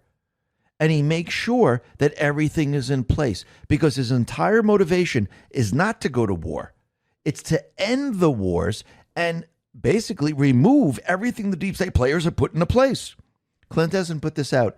Iranian foreign minister just met with Putin. Putin pretty much said he condemns the attack by the U.S. and Israel, and that he is willing to help the Iranians diplomatically, but no mention of military involvement. Iran, they're on their own. There will be no World War III, and that's exactly what happened. And he will come in, and I do believe peacefully, I do believe we might see a change of leadership. I don't think people will be rising up the streets. I mean, we might see a little bit of this, but I do believe that I think Putin is going to handle the new leadership of Iran with Trump, not him alone. Brian Cates explains what we have seen. The globalist cult members, part of the cult that controlled Iran, were engaging in propaganda here, playing up the Iranian threat to keep all the money changing hands, threatening to take away Iran's nuclear threat. They've been playing with the world for several generations. They feared he would do this. It's why they tried to turn his head into pink mist live on camera in Butler 11 months ago. He wasn't bluffing about ending the threat, and sick shit, they've used that threat to cash in on. What happens when you cry wolf in the town square anymore because the hunter shot your wolf and skinned it and mounted its head on his trophy wall? Trump literally did exactly what the globalists wanted him to do. Or did they? No, they just wanted to use this as fear. That's what they did. They used the idea that Iran's going to blow up the world with their nuclear weapons. Instead, Iran was their factory where they produced the state-funded weapons and the state-funded terrorists. They never really wanted anyone to go into Iran. Now Trump has basically removed all of this and shut it all down. And you could see those individuals that want regime change, they're coming out of the woodwork. John Bolton put this out and said, President Trump did the right thing for America in striking Iran's nuclear weapons program. Now on to regime change. Do you really think Trump is going to do regime change like the deep state does regime change or the neocons do regime change? Absolutely not. We're not going with boots on the ground. We're not putting in a puppet government so we can fight against the people of Iran trying to take back their country. I do believe he got Putin involved so this way they can talk about new leadership in Iran without a bloody mess, without boots on the ground, and the people must vote for their new leadership. Charlie Kirk put this out and said, a bottom-up revolution rises from the will of the people. A top-down regime change is engineered by elites and the intel community. One is organic, the other is orchestrated, forced. The line is very thin and must proceed extremely carefully. Before you know it, we could be in a situation like Libya. President Trump is talking about an organic uprising. America cannot get involved in a forceful decapitation effort in Persia. And that's absolutely true. So I do believe that with everything that Trump is doing, he's pushing all the deep state players and all those people that were pretending they were MAGA out into the open. And now they're all in the spotlight. And once again, he's not going to have regime change like the deep state has regime change. That is not going to happen. But we can see there's certain individuals that are calling for regime change, and one of them is the Crown Prince Reza. Now, he is the son of the Shah, and once again, he is the Crown Prince. And do we really need royalty ruling that country? I don't think so. Rudy Giuliani put this out and said, Reva Pahlavi is the son of the Shah, who was a brutal, hated dictator. He offers nothing but a return to his father's corrupt dictatorship. For decades, the Savak, his father's secret police, persecuted. So that's not a good way to go. And I do believe at this point, the people of Iran need to rise up. This is coming from the NCRI U.S. Rep Office. Mrs. Miriam Rajavi. Now Khomeini must go. The Iranian people welcome the end of the war and seek peace and freedom. Khomeini is responsible for an unpatriotic project that, in addition to costing countless lives, has cost the Iranian people at least $2 trillion. And now it has all gone up in smoke. Mrs. Rajavi once again emphasized the third option. Not to appeasement, no to war, yes to regime change. Changing the religious dictatorship by the Iranian people and the Iranian resistance. Forward toward a free Iran and democratic non-nuclear republic with a separation of religion and state and gender equality. Now, once again, the people of this country are going to have to decide. And I think Trump wanted the people of Iran to know that we are behind you if you decided to change leadership, to elect a new leader. And think about it. Trump, in a post, said, make Iran great again. And the Justice Cometh pointed something out which is very, very interesting. When Trump put that post out saying, MIGA, M-I-G-A, Make Iran Great Again. We already had that back from post 3002. This was March 7, 2019. An individual holding up a sign said, MIGA plus MAGA. How did Q know? Think about that for a second. Very, very interesting. And Trump, he put out another post on Truth, and he said the following: monumental damage was done to all nuclear sites in Iran, as shown by satellite images. Obliteration is an accurate term. The white structure shown is deeply embedded into the rock, with even its roof well below ground level and completely shielded from flame. The biggest damage took place far below ground level. Bullseye. Brad Zerbo responded to this post and said, Q implied Iran was a deep state proxy over and over. In fact, it's one of the main things early on that was hammered home. Trump said on the campaign trail that he was going to obliterate the deep state. This is the first time since being elected, to the best of my recollection, that he claimed to obliterate something. Twice he used obliterate in the press conference too. Trump has also shared the hunted becomes the hunter and trust the plan. He's telling us what this strike is, and it's not what the mainstream media wants you to believe it is. He obliterated the deep state players in Iran. That's exactly what he did. And think about it. He took the path of peace through strength. And think about what peace through strength really means, because again, he's going to use this again. So peace through strength is a political and military philosophy that suggests the best way to preserve peace is by being strong, especially militarily, so that potential adversaries are deterred from aggression. The concept dates back to Roman times. If you want peace, prepare for war. In modern American politics, it was popularized by Reagan during the Cold War. He used it to justify a strong national defense to deter Soviet aggression. A powerful military and a resolute foreign policy discourage enemies from initiating conflict because the consequences would be too severe. And if you look at Sun Tzu Art of War and Art of the Deal, Trump uses this over and over and over. So let's look at Sun Tzu Art of the War. The supreme art of war is to subdue the enemy without fighting. Donald Trump, The Art of the Deal. The best thing you can do is deal from strength, and leverage is the biggest strength you can have. So Trump, he needed to show the world that the U.S. were strong. If you hit us, if you do anything, you'll be annihilated. He did that. He showed the world, he showed everyone. Now he's dealing from the position of strength. From the position of strength, he can usher in peace. And that is what he's doing now. He put this out on Truth. He said, congratulations, world.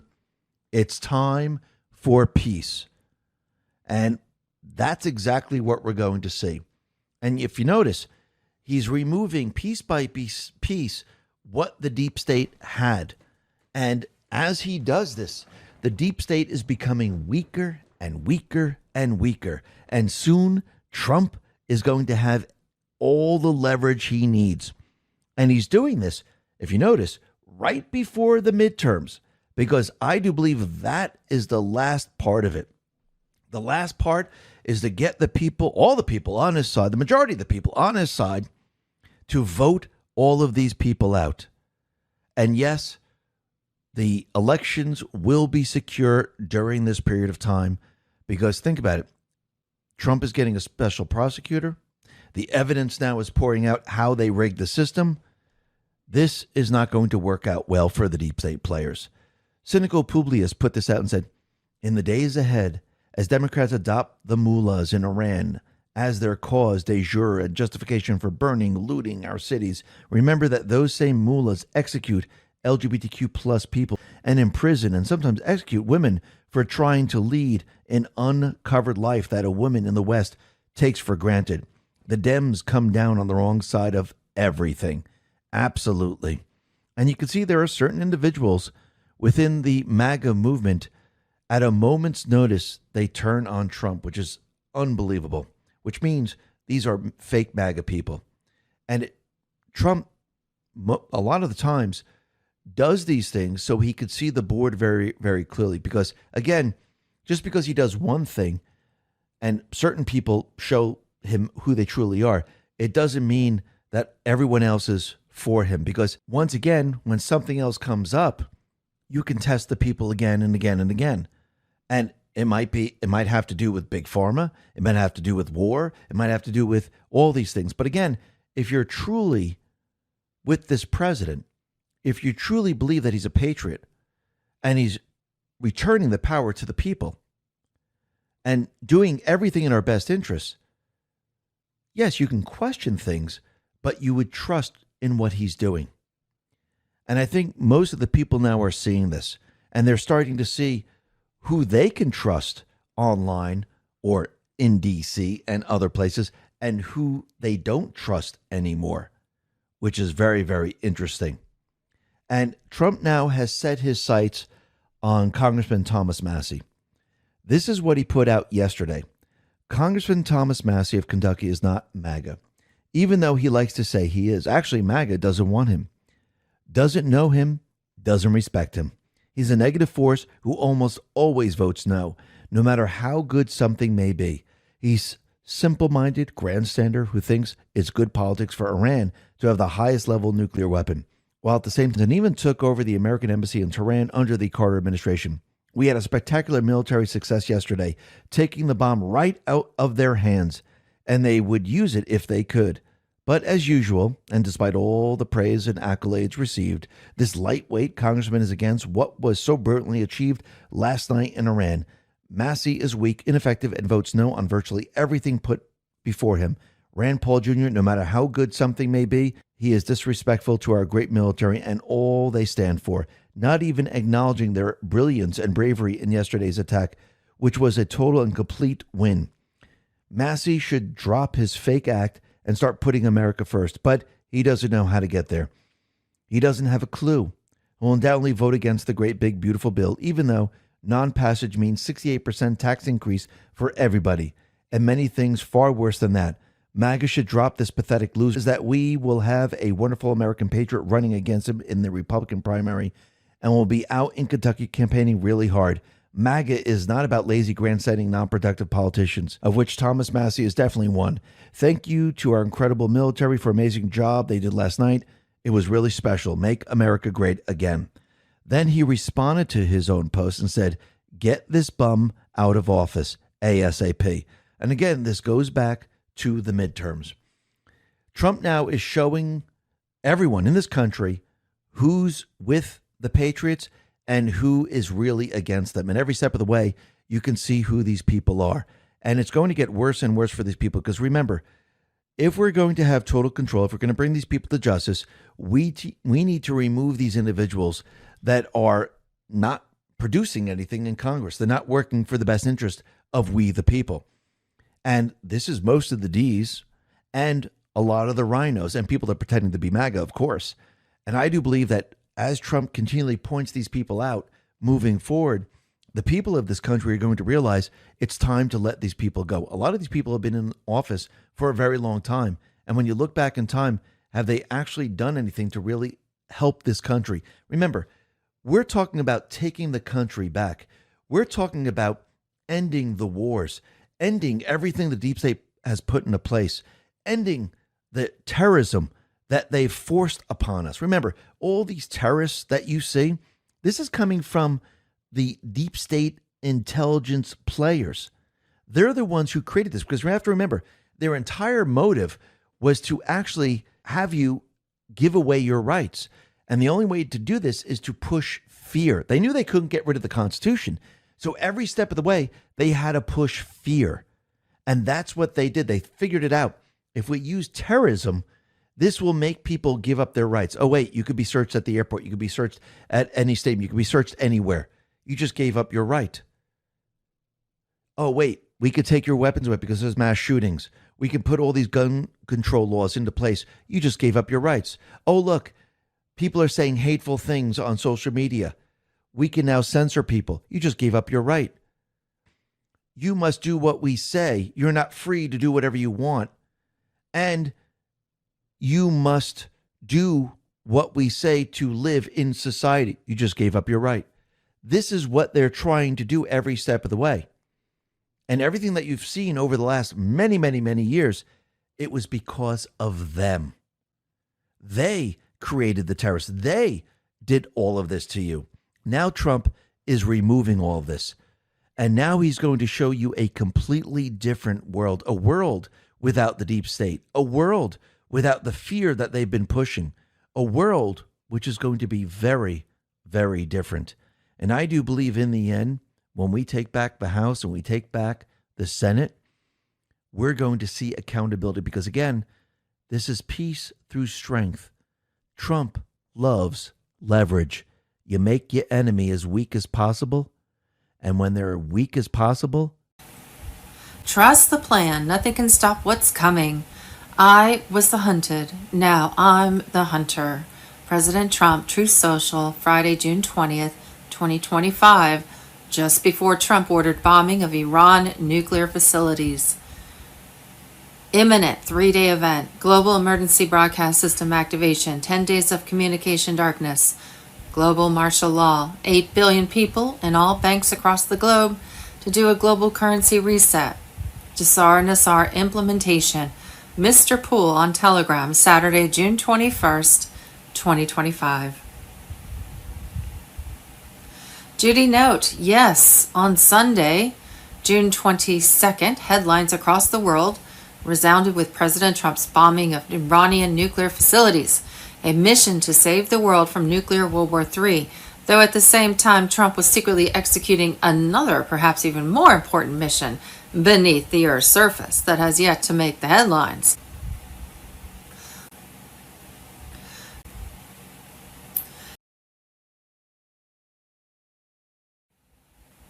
What we think we know as of Sunday, June 22nd.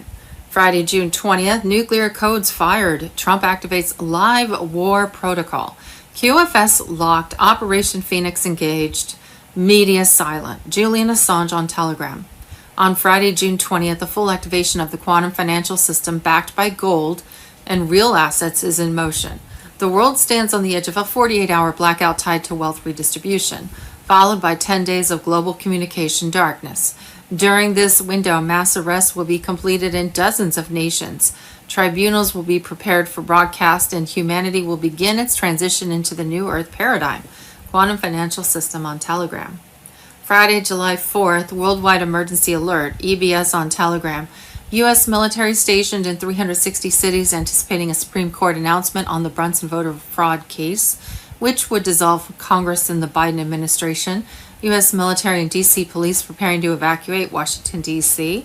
The Global Military Alliance arresting and holding military tribunals on over 500,000 deep state cabal, political, and global elites. CIA, FBI, Homeland Security, Biden, and Democratic Party suspected connected to attempted Trump assassinations. Sometime between Saturday, June 21st and Monday, June 23rd, the 10 days of darkness was expected to begin through the secure Starlink satellite system. All traditional media will go offline. 24/7 documentaries will begin to broadcast globally via the emergency broadcast system, detailing the takedown of the cabal, the fall of the fiat USD, and the rise of sovereign freedom for all 209 Jassara-compliant nations. And within that 10-day EVS broadcast, global financial crimes will be exposed. Vatican money laundering rings will be mapped. Secret CIA-operated satellite nodes will be named and disabled. The origin of media brainwashing fully disclosed. False flag operations from the last 20 years verified and admitted, and Project Mockingbird and the blackmail matrix revealed. Nassara Jassara on Telegram. Global financial crisis. On Monday, July 7th, the vaults are opening. Jassara Nassara QFS on Telegram. Ancient financial instruments are surfacing. Bearer bonds, gold certificates, Vatican-issued debt notes dating back to World War II. They were never meant to be seen again. Now they are evidence. What's happening? Deep storage vaults in the Philippines, Indonesia, and Switzerland, unsealed under military oversight. Documents proving global war funding networks, central bank creation deals, and secret gold leasing agreements.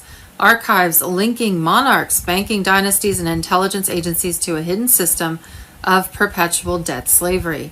This is the true reset. The quantum financial system is not just digital, it is historical. It corrects centuries of engineered poverty and silent theft.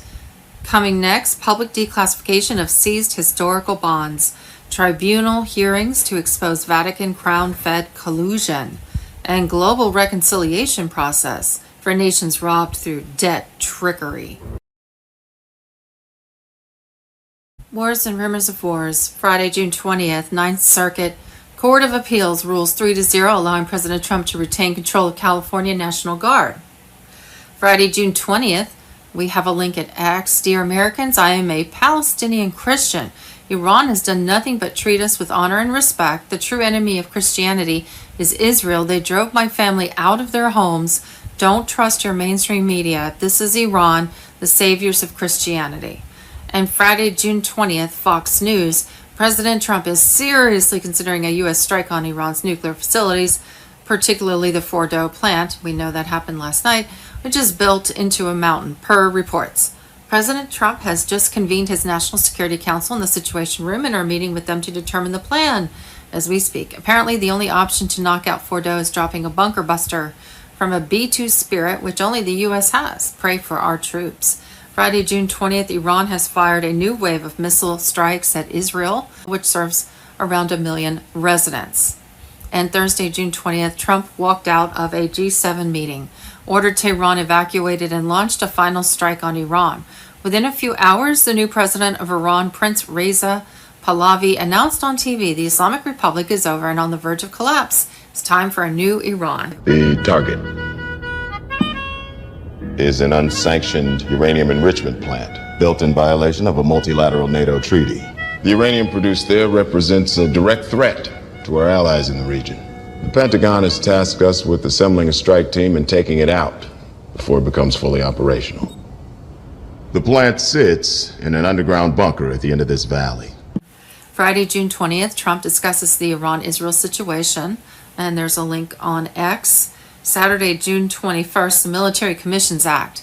Military tribunals go live. Special ops, the hunt is on. Friday, June 20th, War Command update. Breaking. Seconds from disaster, Trump moves the doomsday plane. China and Russia enter shadow war stage. June 20th, AMG News.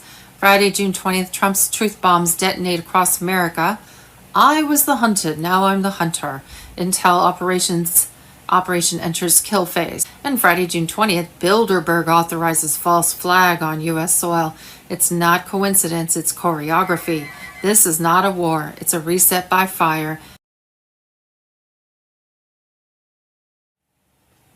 Trump has not made a decision yet. He says he'll decide within 2 weeks whether the U.S. gets involved. Right now, U.S. military assets are moving into place just in case. And just a quick update, we know last night that they did go in and bomb nuclear sites in Iran. Israeli officials have also warned that the country's air defense systems, including interceptors for Iron Dome and David's Sling, are being depleted. Without resupply from the U.S., some systems could start running short within days if the missile barrages continue at this pace. Are we now at war with Iran? No, we're not. This is not a war against Iran. This is very simple. 67 days ago, the President of the United States sent the Iranians a letter, and it said, you're not going to have nuclear weapons. You're not going to have a militarized nuclear program. Let's negotiate. I want to do this diplomatically. I want to do this peacefully. They tried to play him along the way they've played every American president for the last 35 years. And, the president told them, if we don't get a deal, which is what he wanted, then I'll have to handle it differently. And that's what he did last night. He handled it differently. But that was an Iranian choice. We didn't make that choice. They did. By playing games with Donald Trump, they made a huge mistake. And President Trump acted last night. And I think the world today is safer and more stable than it was 24 hours ago. And a bunch of these countries putting out statements condemning us, privately, they all agree with us that this needed to be done. They got to do what they got to do for, their own public relations purposes. But the only people in the world that are unhappy about what happened in Iran last night is the regime.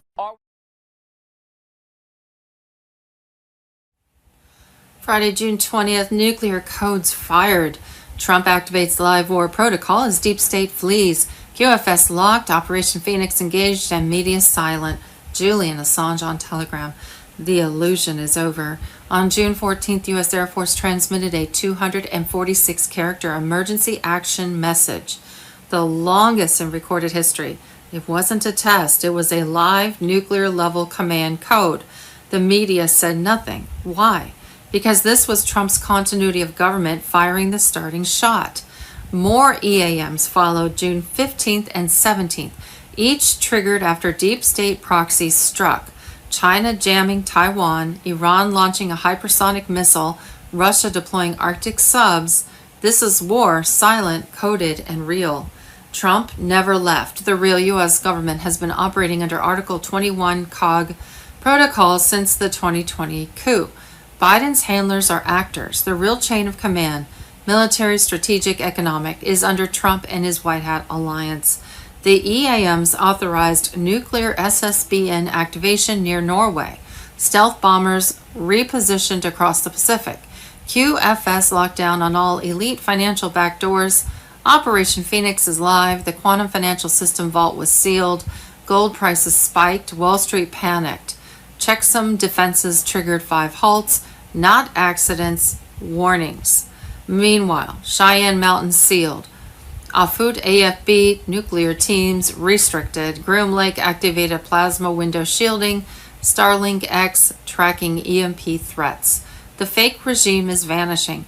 Biden last seen June 9th. Kamala vanished after bizarre PR stunt. Congress is on recess. We know better. The cabal is evacuating.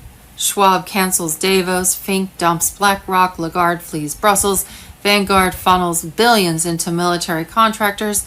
This is not business, it's escape. Weather weapons are active, HAARP patterns detected, Midwest floods, Gulf Stream chaos. They're not trying to starve us while the sky hums, the vault is sealed. Trump is in command. Expect a final EAM exceeding 300 characters. QFS will control every transaction permanently. Prepare, stock food, charge off grid, comms, trust no broadcast unless it's Starlink X. What's next? False flag EMPs, engineered plagues, deep state terror. But we're ready. We saw the fraud.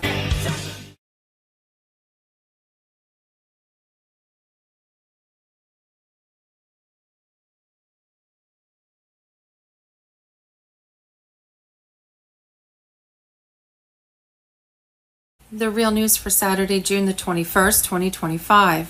Friday, June 20th. Confirmed. Democrats. Soros groups are staging violent riots nationwide in attempts to draw out federal agents for a massive. Alex Jones on Telegram. We don't have a Congress anymore. We have a cartel. A legalized taxpayer-funded cartel cloaked in tradition and soaked in insider knowledge. They gamble with your future, profit on your losses, and call it public service. Congress is a full-blown criminal syndicate operating under the guise of democracy, a network of power brokers exploiting the American people in broad daylight. No one should sit in office while holding stock options tied to the decisions they make. That's not oversight, that's ownership. QFS on Telegram.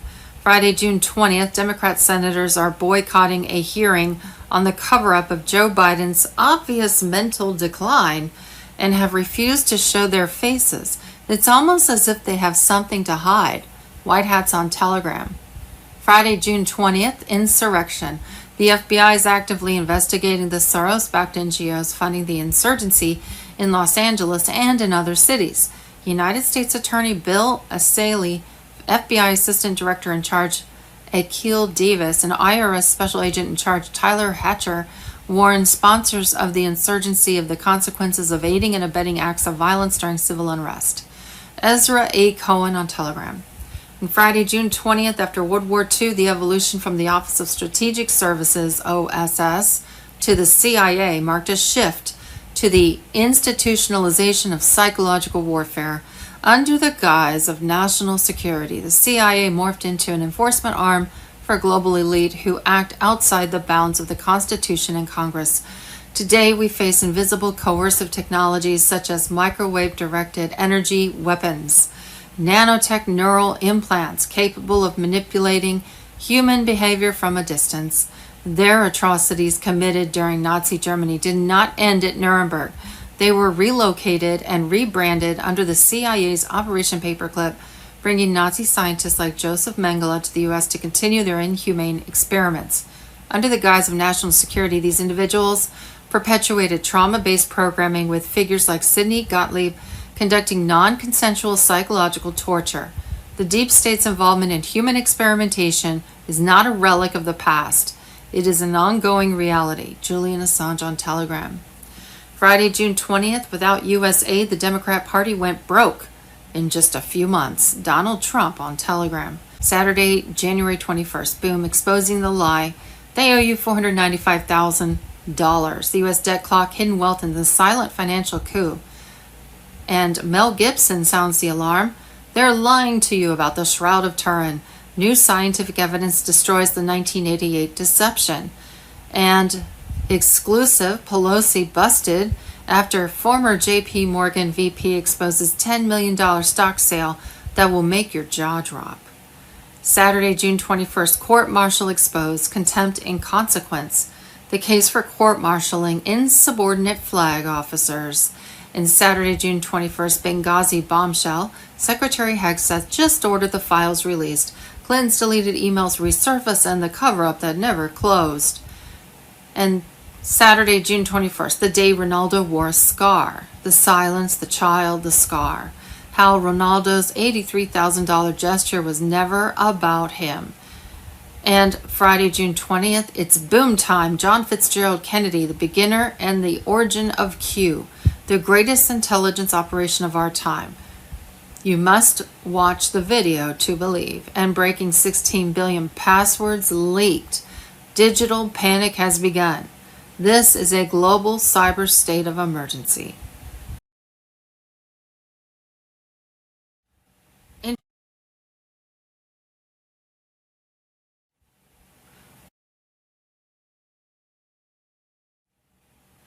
Saturday, June 21st. Wow, 74 pages of stock trades by Congress, all buying oil stocks right before the stock prices increased because of the new conflict in the Middle East with Israel and Iran. White hats on Telegram. U.S. Congress again insider trading off war and getting filthy rich. Soon as President Trump gave Iran 60 days to make a deal, our U.S. politicians were buying oil stocks. This is page 1 of 74. Of course, Chevron is up, ExxonMobil's up, Valero is up, and so is every other oil company. These politicians are on both sides of the aisle and have also conveniently tweeted in support of this conflict. It just makes you wonder, even more, if everything in this world is just about making money. Friday, June 20th, Snowden. FEMA witch demands escape from Gitmo after nightmare scenes unleashed. Denzel Washington on Telegram. Edward Snowden has dropped another coded message. Tyranny's screams echo beyond the wire. The Gitmo floodgates are shaking. Deep State FEMA witch Mary Ann Tierney, detained for her role in the Lahaina massacre, has begged for release, claiming shadow threats, torture plots, and ghost whispers. But Snowden warned us they break under pressure, they confess with fear in their veins. Tierney was captured by U.S. Marines and flown to Gitmo after JAG uncovered footage of her smiling while ordering the brutal beating and incineration of Hawaiian citizens. She watched agents torch victims in mass graves, grinning like a demon, while bones cracked in the wildlife refuge. Her bloodlust was caught on camera. The FEMA depopulation playbook was exposed. Upon arrival June 1st, she claimed Geneva Convention violations.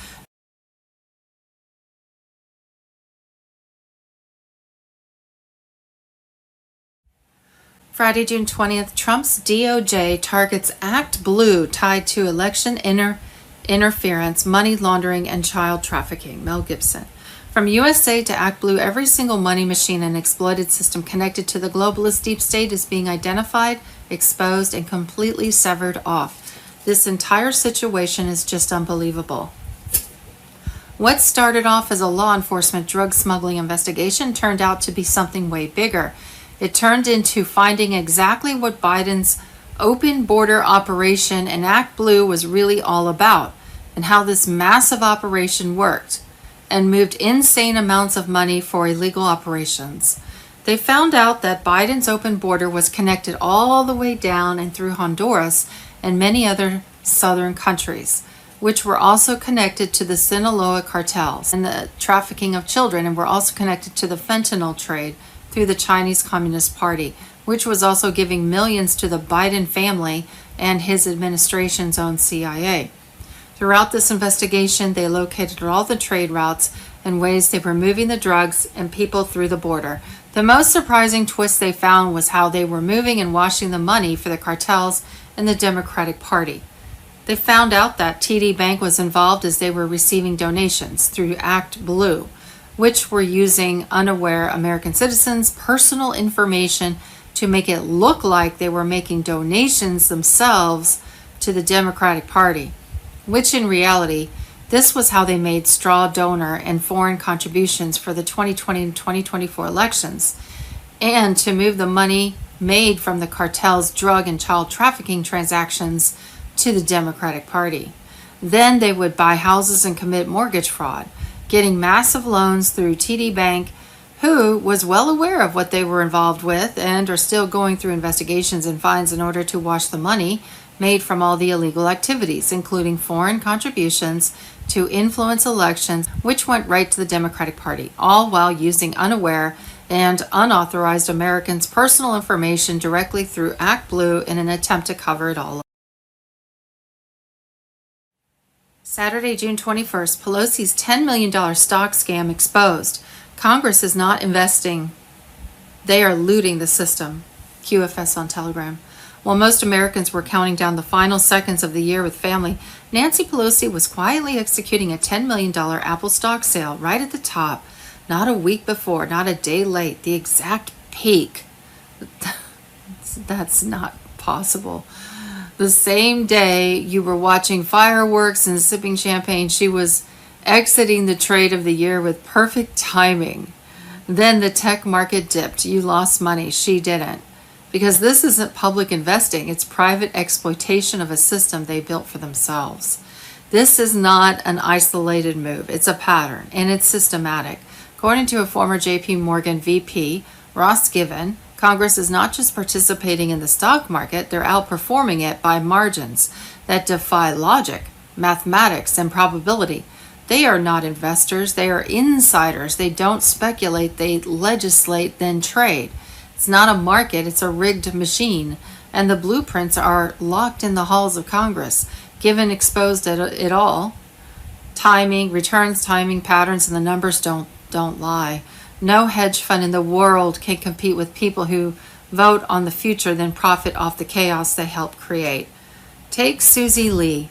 No prior trading activity. Then out of nowhere, she buys into a German weapons company right before geopolitical tensions explode in the region.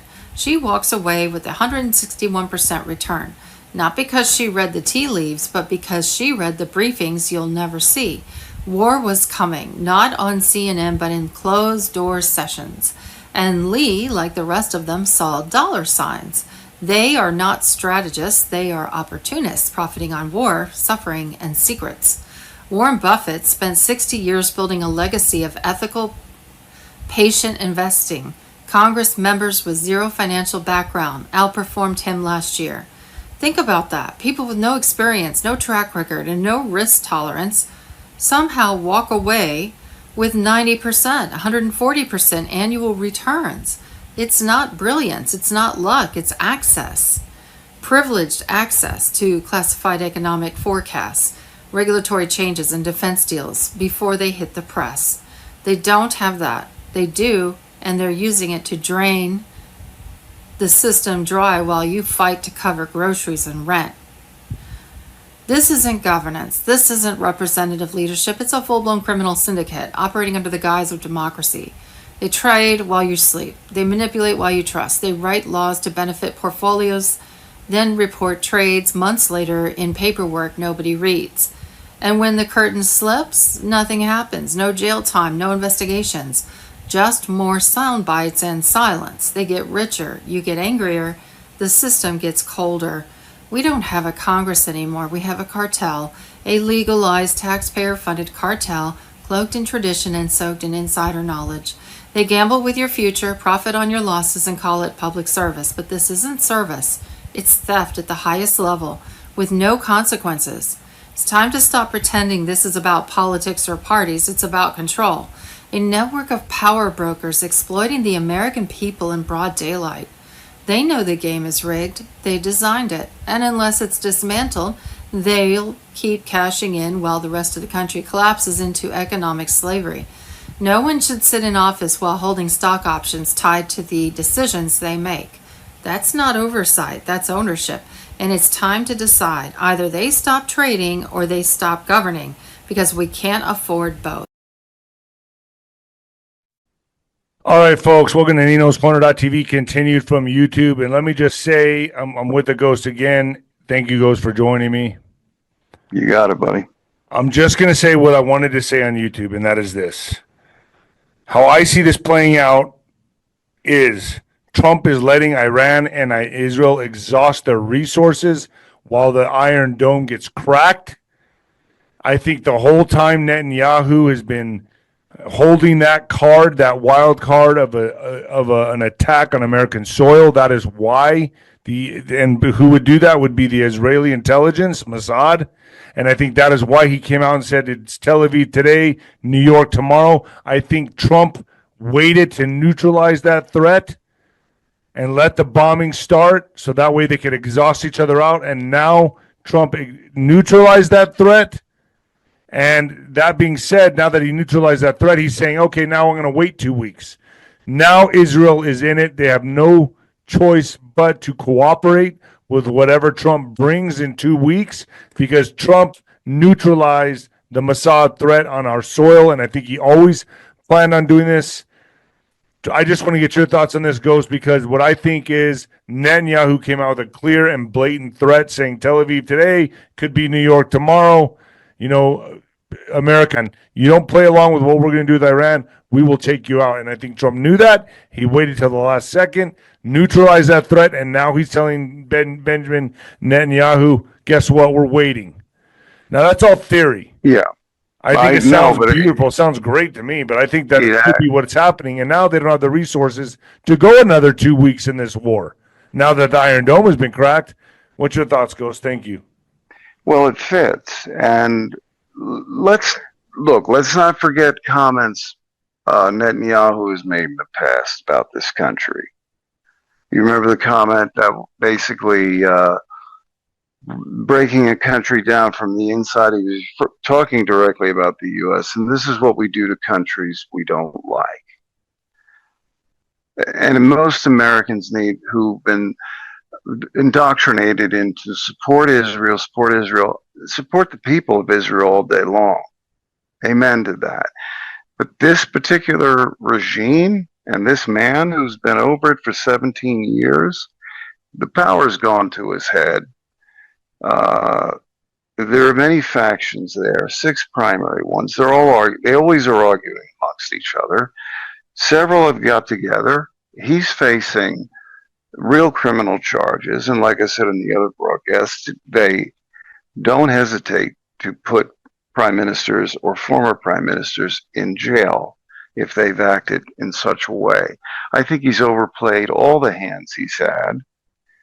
And number one, we're not going to play along with it. We don't have to, because the leverage component is, I think, at its least as it's been in many years, meaning, well, the Lindsey Grahams of the world, I'm sure they're leveraged out the ass.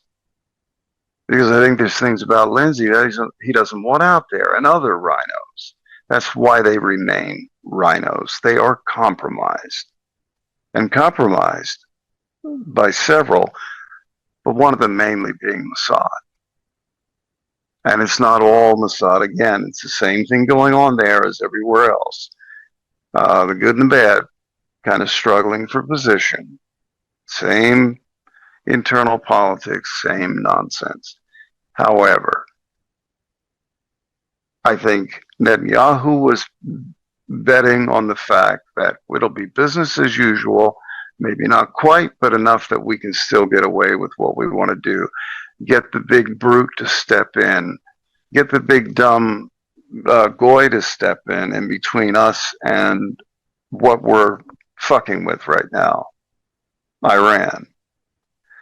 And I think Iran has played it in such a way that they've used up all their old shit weapons that they don't give a damn about, that are just harassment weapons in the most part. You're getting at that rate, you're having an unbalanced response, but the only response available in the Iron Dome is to fire very expensive ordnance up each time that may be even being interfered with by, say, Chinese provided services, like we've provided intel and reconnaissance services to Israel for this. Well, I've heard that's why fight. I've heard that's why they're able to crack the Iron Dome, is because they're using Chinese technology. Yeah, that and depletion, and in doing so, causing a further depletion of these very expensive technically laden missiles that they can't be replaced and replenished as quickly as this scenario being drug out would allow. And there's your crack in the dome. Interference, battlefield type interference, as far as jamming of radar. But at the same time, if you're firing your garbage first, like I said before, no one knows if they have hypersonics in reserve. They have several dozen hypersonics in reserve, and God forbid they have one warhead. Iron Dome is not stopping those kinds of weapons, and you're seeing it play out to the very end. How it ends, I think President Trump and the administration are very wise in saying, "Well, we'll sit back, we'll wait and see, we'll watch," because we're not going to be used as their go-to to respond to all of this in force. I think they'd like nothing more than American boots on the ground. That's not going to happen. Get past the American parents. They really want, and we're also flushing out the warmongers here, like Ted Cruz. I think Tucker Carlson did a brilliant job of that. We're flushing out all kinds of warmongers. We're seeing exactly who they are. They're in the spotlight. The people that want this war, they want to send our American troops to war, and Trump is not going to do it, man. I know for a fact he's not going to play that card. He's going to let Israel and Iran exhaust themselves, expose Obama, expose Netanyahu, expose Israel, and expose many, the checkmate, right? Yep. And many will be exposed, not just the big names that everybody wants to see fry, but others. And, he's doing it right. But we're not rushing in. We haven't dropped the penetrating ordnance, none of that yet. And still a very wise position to be in. But if he does make that move, if he does hit Iran with a bunker busting bomb, we're in it now. Right? Say that again. I got a little interference. I said if Trump decides to come to Israel's aid and hit Iran with a bunker busting bomb and hit Iran with a strike, that means all systems go, we're in it now, we're guilty. We're in the war, right? If he does that. Which then in return, terrorist attacks here on American soil from, Hezbollah, Hamas? Yeah, I think all of those across the border that out of the 21 to 30 million that crossed the border like a waterfall in the last 4 years,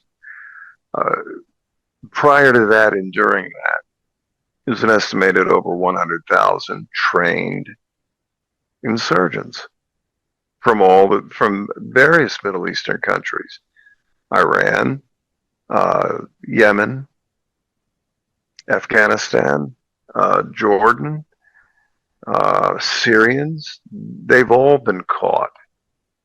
Not caught, all of them, but all representing these groups and more, and North African also. are here. They're not the ones running around talking out loud on burner phones. They're what you'd call terror cells. And yes, they're here. It'd be a disservice not to tell people that they were here. And that's why people need to be prepared. And we've discussed in the YouTube broadcast, urban and rural. All right, what you'll see, and if anything is let's say set alight on American soil, is you'll see it in rural areas just as you will in urban areas. And why?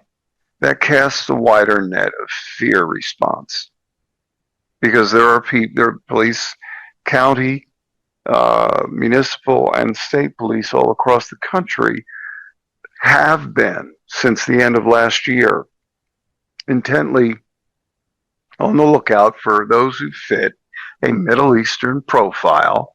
Oh, too bad you're being profiled, fuck you. That are casing churches, community centers, city halls of small towns in the middle of rural counties with very little, where the entire county has a population of 500. Everyone needs to keep their head on a swivel and be vigilant, though the president and the administration are playing it right. They're sitting back. Let them exhaust themselves. And let's see who comes to the table first. Because I think Netanyahu and his advisors made a very big mistake in assumption that they would get us to act with all the leverage of so many people here. I can't tell you, and I think the audience should look this up, how many members of Congress have provided by AIPAC or because they were compromised nastily, because they're nasty people. I'm not saying all of them, saying your typical rhino and a lot of your lefties, they're in the same boat. That has nothing to do with a political affiliation at this point. What it has to, that's only on a surface level, a surface observation with the bullshit nonsense that's reported on the 4 a.m. script dump to you about what's going on in D.C. every day. Screw all that. Beneath the surface, you have compromised and uncompromised. Those who can be leveraged and those who can't. And you have the Lindsey Grahams of the world running around acting like little war hawks. Well, Lindsey, why don't you put the bottle down for a day and suit up, throw some class 4 armor on, see if you can make it from there to the bathroom without wheezing. Your big mouth is running. Yeah, let's get out there. And Tucker Cruz pushing Ted Cruz on the issue. Amen. Tucker, you notice the optics, and they're true because Tucker did a service by pushing him to the surface. So you see where I'm going with this. 100%. The networks that they have here of those who are compromised and what they have in place here as far as personnel, it's not working. And it's not going to work in this situation. You're not going to be able to blow that dog whistle and expect the big goy of America to stand up and fight this battle for you. You started it. Remember what I said to you last week? I'm very interested. What's very interesting to me is the timing of all this, why they did it now. And I said, that'll become clear in the days to come. Well, he's facing a lot of charges in criminal activities there regarding funding, regarding many things. And again, I said before, they don't hesitate to prosecute a prime minister or a former one and throw them into jail. He's had 17 years total at the helm. And look at what he's trying to do.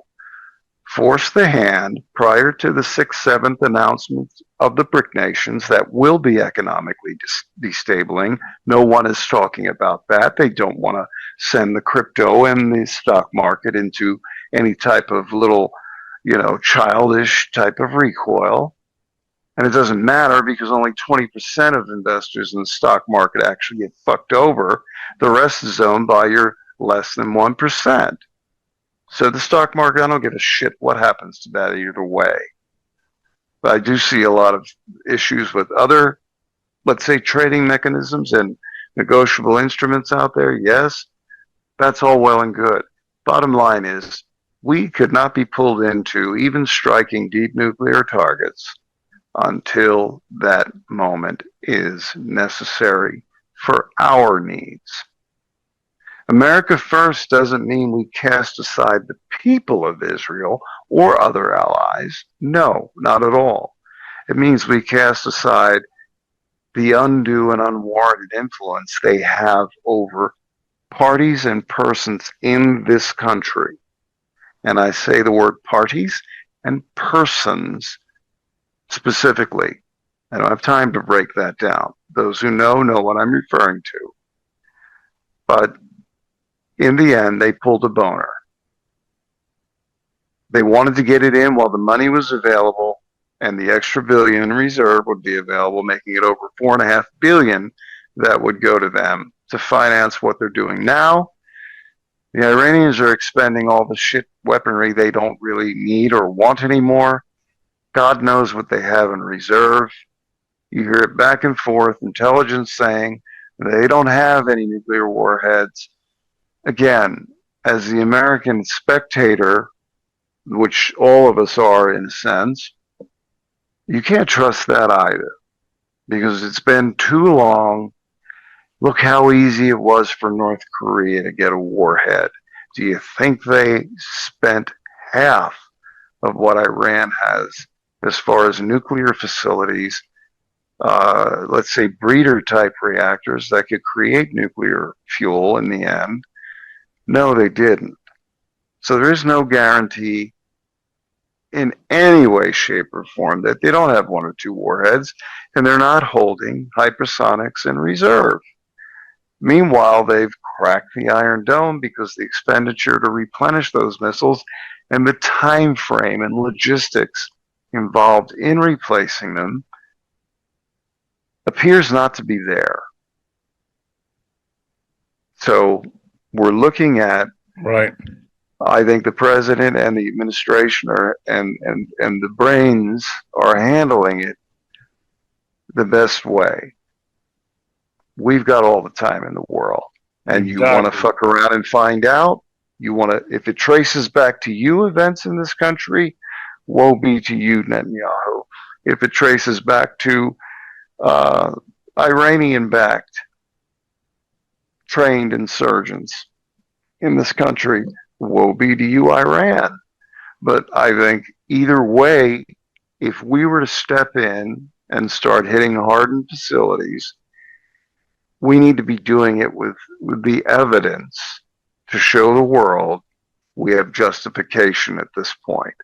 Not just because Israel blew the dog whistle and the typical usual actors stepped up to scream, we've got to help them now. Because I don't care what it says in the Bible. Supporting or defending the Jew is one thing if they are under undue attack. By all means. No one ever can accuse me of being anti-Semitic. But when it comes to ideological regimes that are serving the globalist agenda, well, you can kiss my ruby red ass. And that's what America is basically saying in this instance. You're not going to get us to jump in willy-nilly. If we jump in, there's going to be a reason. And you're both going to be breathing very hard at that time. And then we're going to dictate the terms. Simple. This is about to get really interesting. And then July 4th is the celebration, right? So I would imagine the meat and the bones of this will be wrapped up in at that point, you think? Or do you think this, depending on who I talk to, some people are telling me July 4th, a lot of this will be wrapped up. Others are telling me this is going to go on for months. It could go on for months, but I see a reason for it being wrapped up, and that is the announcements of the BRICS nations coming on the 6th and 7th. The 4th of July is on a Friday. The markets close on a Thursday here. Friday, Saturday, and Sunday days off. Other markets are open 24/7 in the Far East and other areas in the world. Bottom line, what effect is their announcement of going off the petrodollar as the reserve currency going to have on us? So this is going to be big what BRICS decides right here in the next. Right. Well, they've already decided. They're just making their announcement on it. But nobody's talking about that. Nobody's looking at that because that means a lot of panic and stupid moves on the in Wall Street. And Wall Street's a joke at this point. Again, 80% of Wall Street is financed by less than 1%. The other 20% is all of you out there who are heavily invested in the stock market. I would secure safe positions today if I could, if I were in your shoes. Just my opinion. I'm not a financial advisor. I'm just saying if it were me, I'd be doing that, putting it into real hard assets, low yield or zero yield, such as precious metals, that would maintain your wealth, if not increase it in the long run. But if you don't want to lose a few $100,000, a few million, if you're that kind of investor, I'd be very careful of what I have in that based on these announcements coming on the 6th and 7th. When you're going off the reserve currency of the petrodollar and going to full gold backing, back to transactions and full gold backing for your currencies, we've got, again, President Trump, before he was elected, was saying we have got to move into this new realm and we've got to dominate it. So I think all of this is playing out. In truth, it will all serve that agenda to secure this country, not only in our commercial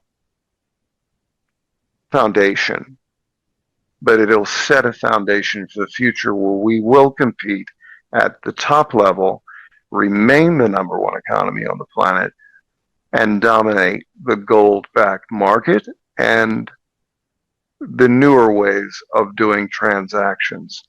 Again, that's out there ad nauseum. I'm not saying this era, stop all that. There are aspects of that, yes, that apply. That has a whole different history. And no, you're not going to sit on your ass and collect money and watch everything be no, it's not going to work that way. None of this is done without pain and pressure on everyone here and abroad. It's not going to be a painless transition. And too many believe it is. Yeah, I mean, this is something, go ahead. This is something that's, you're going to rip the Band-Aid. It's going to be a lot of pain for now, and it's going to be brutal and it's going to hurt a lot of people, but it's for the betterment of the country. Absolutely.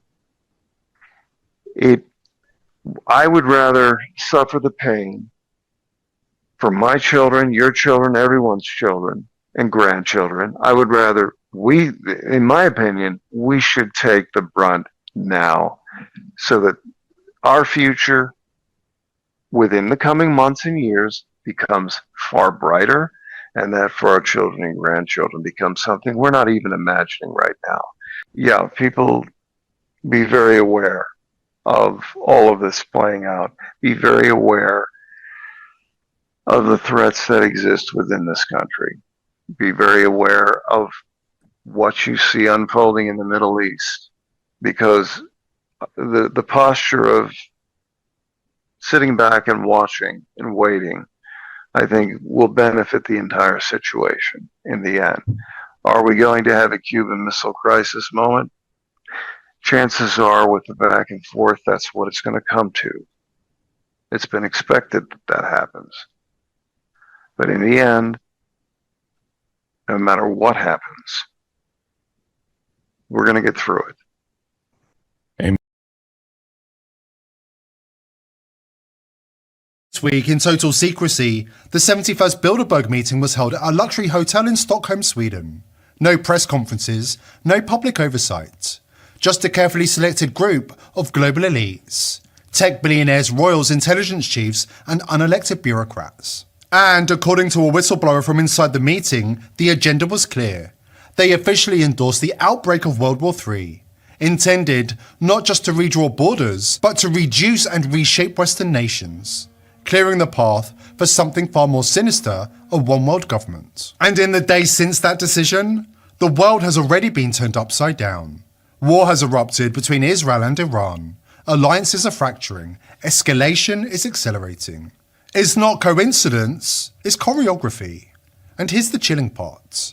The blueprint for global rule, the plan to collapse the old world and replace it with a centralized technocratic regime, has never been this detailed or this close. Earlier this week, the global elites gathered once again, this time in total secrecy, at a luxury hotel in Stockholm for the 71st Bilderberg meeting. On the guest list, Albert Bourla, the CEO of Pfizer, the top brass from the World Economic Forum, Peter Thiel and Alex Karp, the founders of Palantir, senior executives from the WF and the WHO, US politicians from both sides of the aisle, and a whole lot more. And what's on the agenda?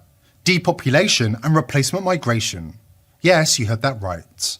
After 71 years, they're openly discussing how to reduce populations and reshape the demographics of the West.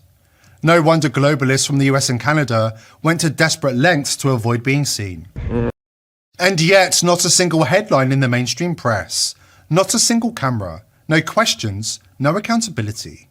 Why? The Bilderberg Group operates under Chatham House rules, meaning the media are barred from covering these meetings. But many of the very journalists who work for legacy outlets like New York Times, The Economist and Bloomberg are actually in the room. Think about that. The people who are supposed to hold power to account are sipping cocktails with power behind closed doors. They are invited to attend, but they're not allowed to report on anything they see or hear. That alone should tell you everything you need to know about who they really are. Mainstream journalists are not watchdogs, they're collaborators. They're not there to shine a light on the powerful, they're there to shield them from it. Of the entire world. This isn't journalism, this is complicity. And this is why the rise of citizen journalists and independent media is vital in destroying the New World Order and holding globalists to account. Shadowy intelligence operatives and military-linked power players were present at Bilderberg this year, reportedly to finalise plans for triggering World War III, a final global catastrophe the elite believe they need to pave the way for a new world order. According to a whistleblower with knowledge of the closed-door sessions, the presence of Palantir co-founders Peter Thiel and Alex Karp was no coincidence. Both men are on the record advocating for the US to open not one, not two, but a three-front war, a military fantasy that borders on suicidal. Anyone with a shred of military understanding knows that a two-front war is a massive gamble. A three-front war? That's not a strategy, it's sabotage. These globalist billionaires aren't even pretending to prioritise peace, stability or national interests. Their agenda is clear. Plunge the US and the broader Western world into chaos and collapse. Then reshape what remains in their image. Exactly as the Bilderberg Group made clear in the first meeting in 1954. They're not hiding it anymore. The masks are off. And, according to well-placed sources on the inside, what we're seeing is nothing short of a deliberate march towards engineered destruction. The plan to use global war as a gateway to a one-world government isn't new. It's been in the works for centuries, quietly passed down through think tanks, dynasties and secretive summits. Now, the globalists are putting the final pieces in place. This year's Bilderberg meeting in Sweden will go down in history as the moment the elites gave their silent approval, the green light to ignite World War III. Not as a last resort, but as a calculated step towards collapsing the old world and constructing a new world order in its place. But I think it's of the utmost importance to cover this particular event, because what we're talking about here, what we're dealing with, is around 120 people on average. And these are some of the most powerful and influential people in the world. We're talking about the heads of finance, heads of military, the politicians and royalty and media moguls, and a lot of people who can really pull the strings on world-shaping events. So often when you come, you get an idea of some of the things you can expect to see in the near future just by simply paying attention to who they are inviting. The pieces are moving. The infrastructure of control is being built under the cover of war. According to a source on the inside, the mood behind closed doors wasn't just tense, it was apocalyptic. You want to know their plan? All right, but you need to understand, this isn't just speculation anymore. I was there, and the things they were talking about have already started happening. You've got to understand, these people are on edge. These aren't the smug, untouchable elites you see on magazine covers. Not anymore. They're jittery and paranoid, afraid the trap they set for the world is about to snap shut on them instead. Klaus Schwab has already been pushed aside. He failed to deliver the outcomes they needed fast enough. And now, the others are panicking. There's real fear among them.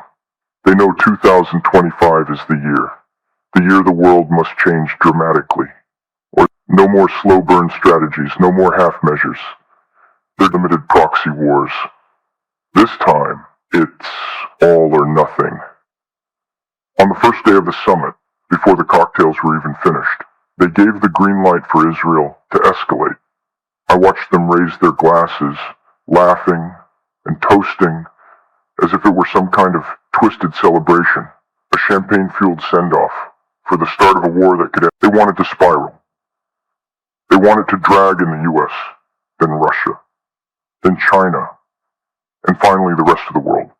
A full-scale holy war. One that fractures every system, every alliance, every illusion of order we still cling to. They've set the dominoes up, and all it takes is one push. They even spoke openly, gleefully, about the use of next-generation weapons. The kind that don't just wipe out cities, they wipe out continents. If the U.S. takes the bait, we're looking at wastelands where nations once stood. The only No Kings protest we need right now should be aimed directly at the people behind those Bilderberg doors. Strip away the secrecy, end the Chatham House rules. Shine a light on the unelected, unaccountable elites who pretend to rule with benevolence while eroding every cornerstone of free society. They don't speak for us, they weren't chosen by us, and they have no right to shape the future for us. They are illegitimate kings of the modern age. And the irony is, while they cloak themselves in secrecy to protect their power, it's their very secrecy that reveals the truth of who they are. And the tide is beginning to turn. More and more people are waking up, and they're not staying silent. On his way to Israel after authorizing the war, Peter Thiel was confronted by a member of the public, called out face to face for his meetings with Jeffrey Epstein and his role in the unfolding chaos. The era of quiet complicity is coming to an end. The 1% of the 1% and their loyal foot soldiers in the media and political classes are marching in lockstep. To them, the Great Reset isn't a theory, it's a mission. And the faster they can dissolve national borders, reduce the Western population, and usher in a global government, the better. The fact that ordinary people reject their twisted, almost fantastical vision doesn't faze them in the slightest. Their detachment from humanity is so complete, they see public resistance not as a warning, but as an obstacle to crush. But the future isn't theirs to claim, and no matter how fiercely they tighten their grip, the world is stirring. People are waking up. And we're not just demanding answers anymore, we want justice, real justice. Tomorrow, June 21st, is the summer solstice, and every year the Satanists like to have some big fire sacrifice event to commemorate the summer solstice. And obviously this year is the big attack on Iran, but it's blowing up in their faces big time. There's a bunch of reasons for this. First of all, the whole world knows that Benjamin Netanyahu has been saying that Iran's about to get a nuclear weapon, and so we have to attack them immediately for more than 30 years. And so nobody's being fooled. Now, the other thing that we need to note is that on June 11th, Netanyahu was in court facing criminal charges, and he said, "Oh, I feel sick," and they postponed the court date. The next day, he nearly lost an election, a vote in the Israeli parliament, and lost power. So basically, he tried to start this Iran war in part to get, avoid going to jail, and also avoid a complete collapse of his regime, which would mean, of course, jail and war crimes charges for him and his cabinet, and they're very desperately trying to avoid this.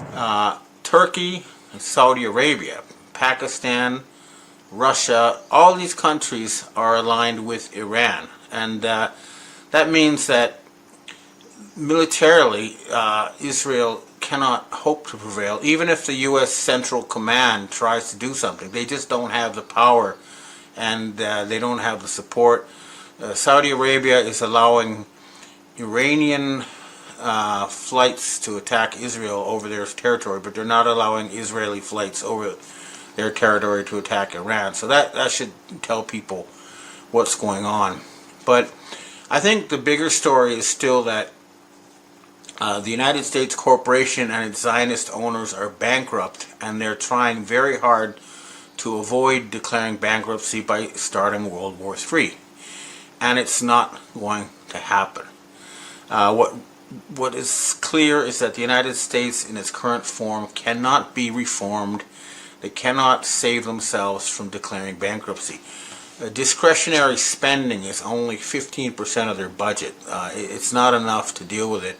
Even all these DOGE cuts were only a fraction of the debt. The U.S. now pays more money on interest than it does on defense. And remember, they shouldn't be paying any interest. The U.S. government should be producing its own money and not borrowing from Zionist bankers. So the United States is in a state of hopeless debt slavery, and there's no way around it. The Dragon family offer of unlimited or virtually unlimited funding is still on the table, but we just need to wait for this entire thing to collapse, and it will collapse. The G7 had their big meeting this week in Canada, and they invited, a lot of other countries. But if I look at their statements and everything, they're basically not really influential anymore. The biggest takeaways I had was that Prime Minister Mark Carney of Canada did not mention carbon credits or climate change, and DEI was removed from the list. So that indicates that there has been a fundamental shift in policy direction away from that. So that's a good sign. But Donald Trump showed up, but he refused to meet Macron and Zelensky. In other words, he did not want to talk to the Rothschilds in Europe, and left without doing that. So we're still stuck with the French Rothschilds and their little group of European and Canadian politicians under their control. But they do have to negotiate a surrender or some kind of deal, because nothing else is going to work. China and the U.S. both need to have a jubilee. They need to reboot their respective financial and economic systems. And, the mechanisms are there, but so far the decision-making hasn't reached the crisis level we need for it to happen. So it looks like we're going to keep watching an implosion of the United States over the coming month or so. I don't know how long it's going to last, but clearly there's still some residues that have to be dealt with. The U.S. military has been authorized to take action inside California. This is huge development. The Trump administration or the U.S. military is saying they're justifying this because it's a foreign invasion.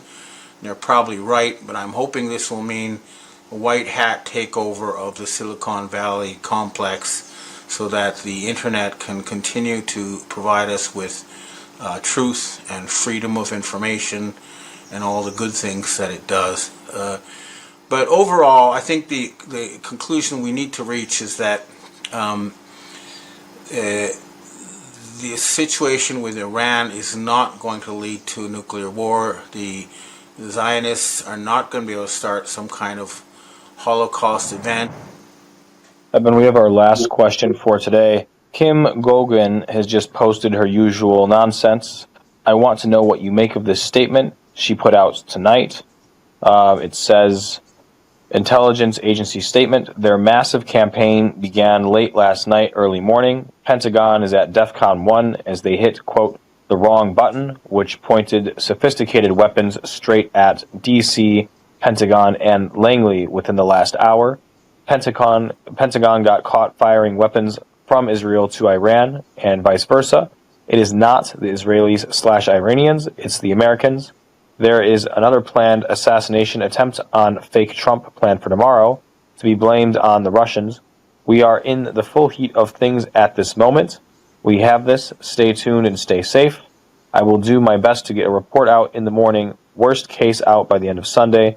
In all the time I've been doing this, it has never been this bad. What are your thoughts on this statement?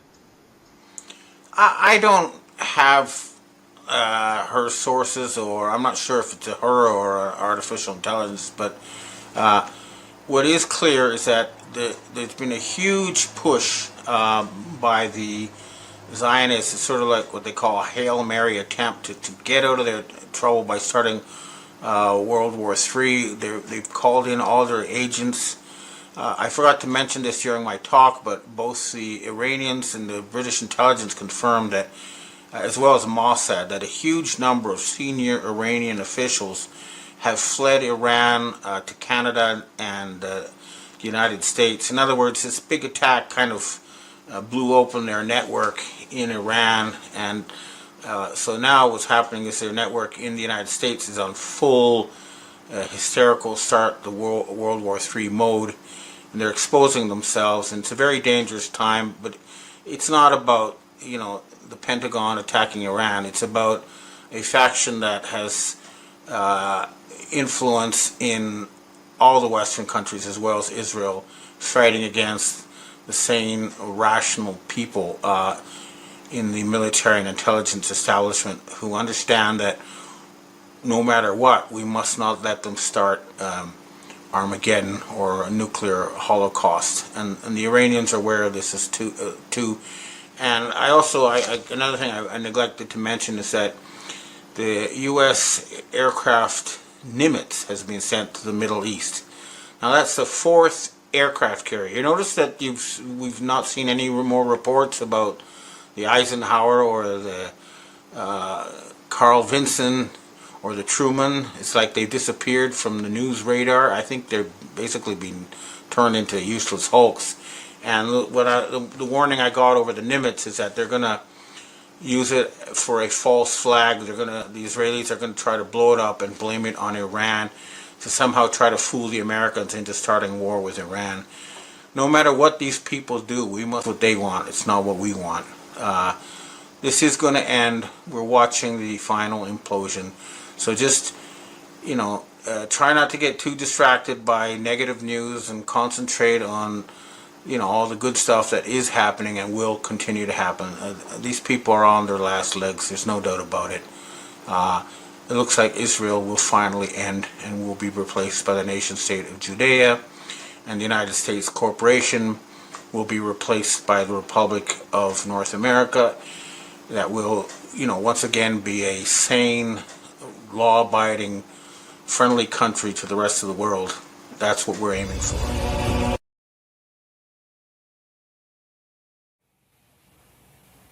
Hi guys, I'm at C3.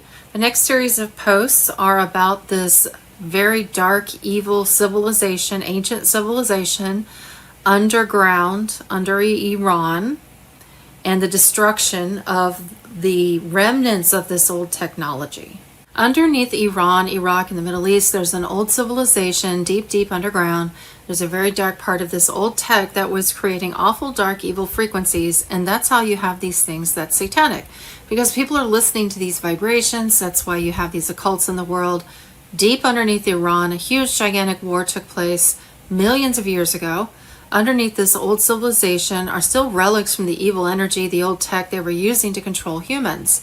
For thousands of years, there's war inside Iran, inside the Middle East, where people, because of the old vibrations, the old tech. So what Trump and the White Hats are doing is taking down this old structure and taking over all the bases underneath the world. Trump is bombing the shite out of that region. And there's a lot to back that up. So here's a post from Dan Scavino, B-2 Spirit Stealth Bomber, March 25th, 2025. White Hats White Hat bombs created an earthquake. The only people that can carry this huge, immense 30,000-pound bomb is the US B-2 stealth bomber. People call it the Spirit Bomber. There's operations in Diego Garcia with the stealth bombers. They want to destroy that advanced base underground. They want to destroy the whole computer systems down there. It's a huge, gigantic technology. They're trying to bring down that vibration that's been controlling the Middle East and controlling humans like mind control. They want to destroy the base. So they dropped that bomb and it created a huge vibration. It creates an earthquake. It's a bunker buster is what they're dropping. So she has another post here regarding the energy, the dark vibrational energy that is underneath that part of Iran that they need to take out. In Lord of the Rings, at the Council of Elrond, Frodo brings the one ring of Sauron, devil. He places it in the center of the meeting of elves, wizard Gandalf, dwarves, and King Aragorn, as they decide how to get rid of this evil ring. In the meeting, they start yelling at each other because the malevolence in the devil's ring stirs up their darkest behaviors. It's a perfect illustration of what's been going on in the Middle East. Those poor people with this ancient evil tech under them, perpetual wars, agony, torture, and worse. Thank God for Q Team and Q+, that's Trump, who are destroying this evil. And here's a post from Gene Decode. They don't just feed off us physically. They feed off our energy. It's called loosh. They literally will park their ships over war fields and bring in misery. Those are the reptilians he's referring to.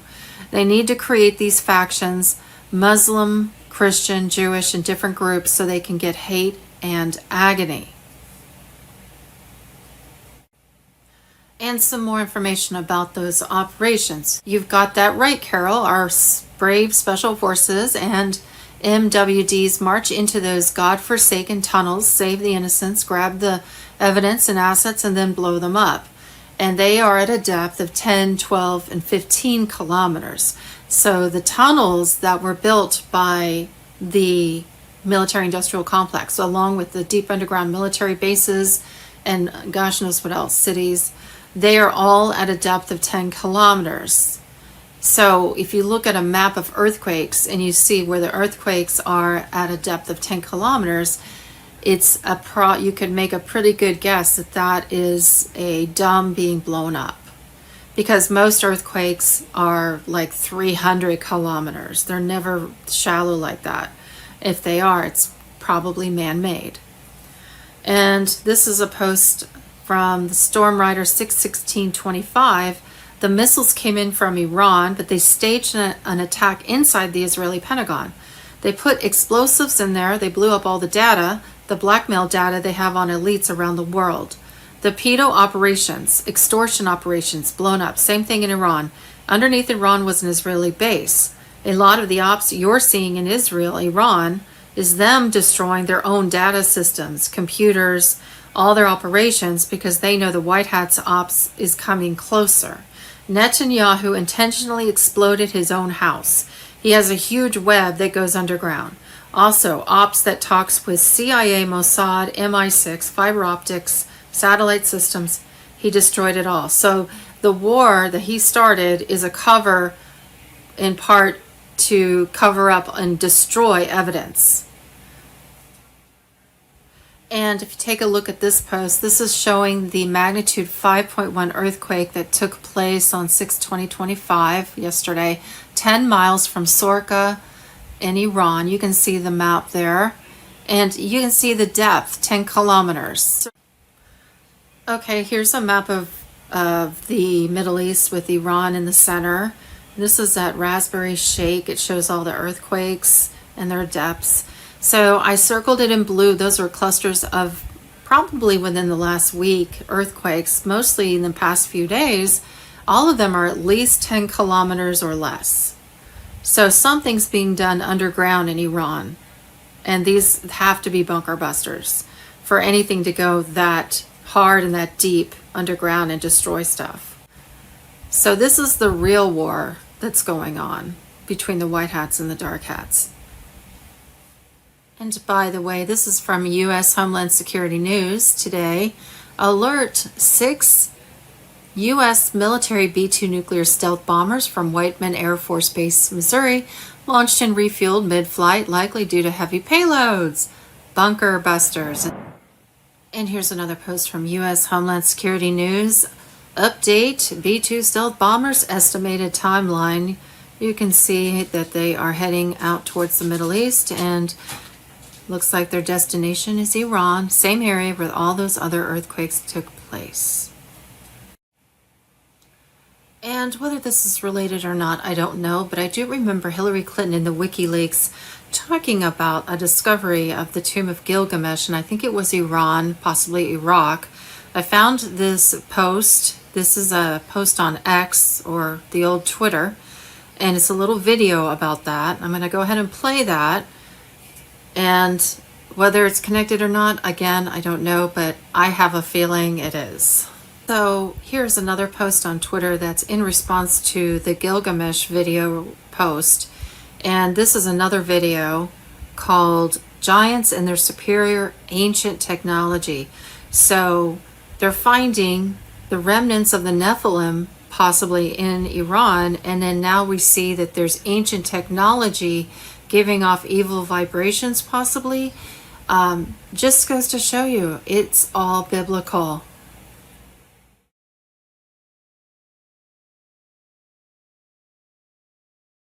Fox News alert, there's been an earthquake in Iran, 5.1 magnitude right outside the capital. But the war isn't slowing down. Iranian missiles hitting cities in Israel, one missile hitting an Israeli daycare center. The USS Nimitz carrier strike group arrives in the region this weekend, doubling the number of aircraft carriers there. Trump telling reporters that 2 weeks isn't a deadline. Anything could happen before then.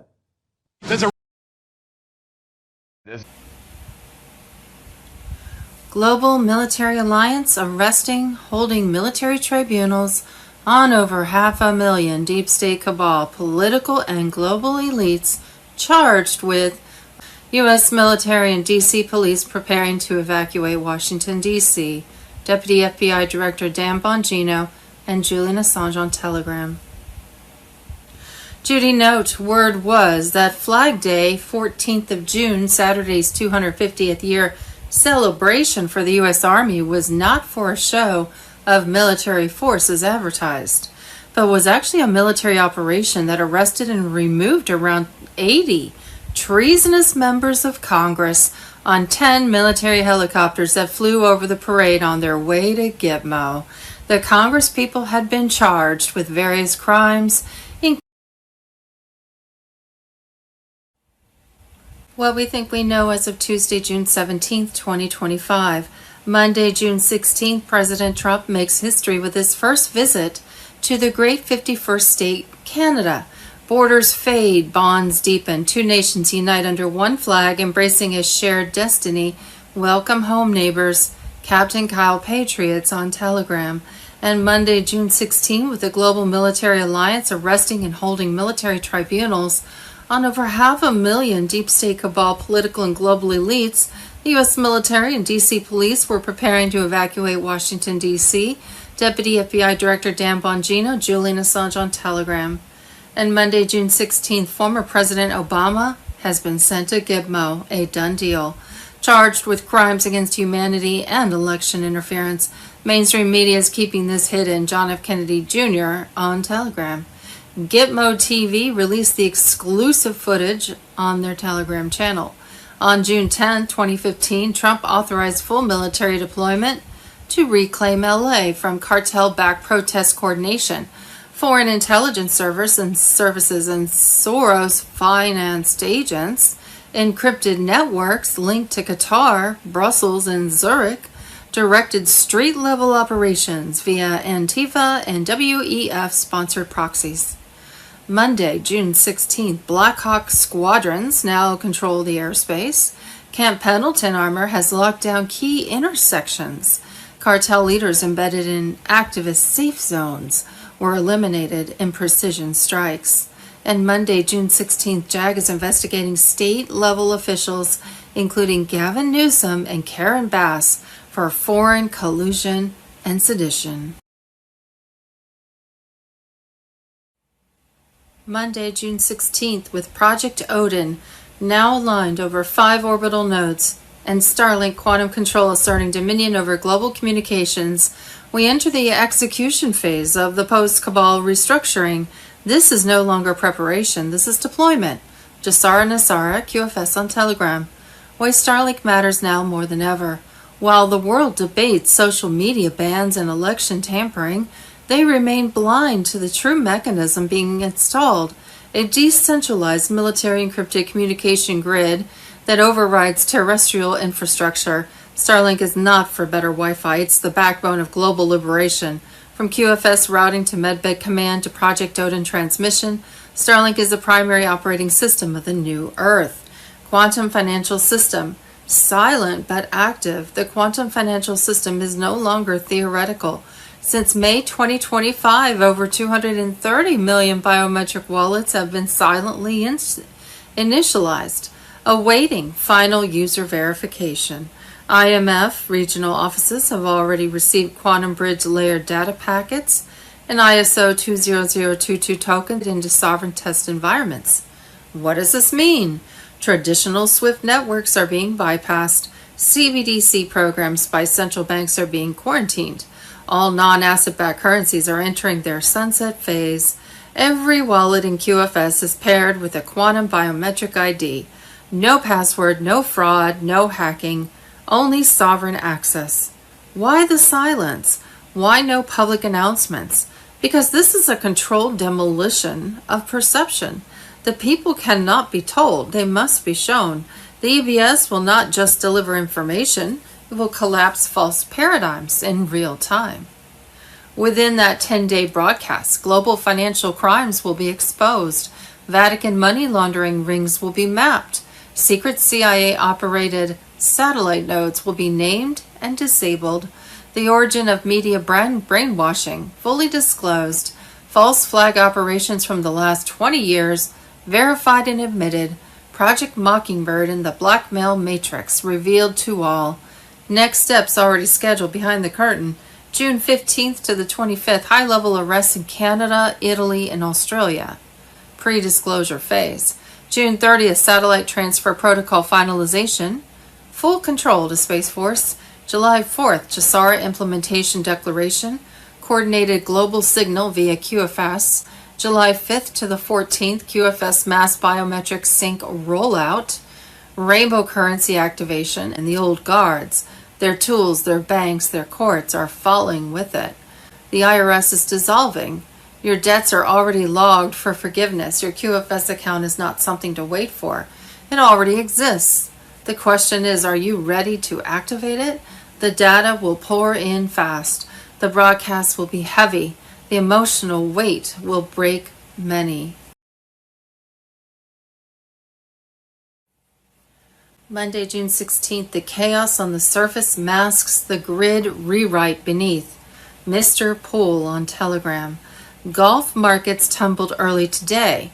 Qatar down 2.9%. Kuwait off 4.3%. Saudi nearly 3.6%.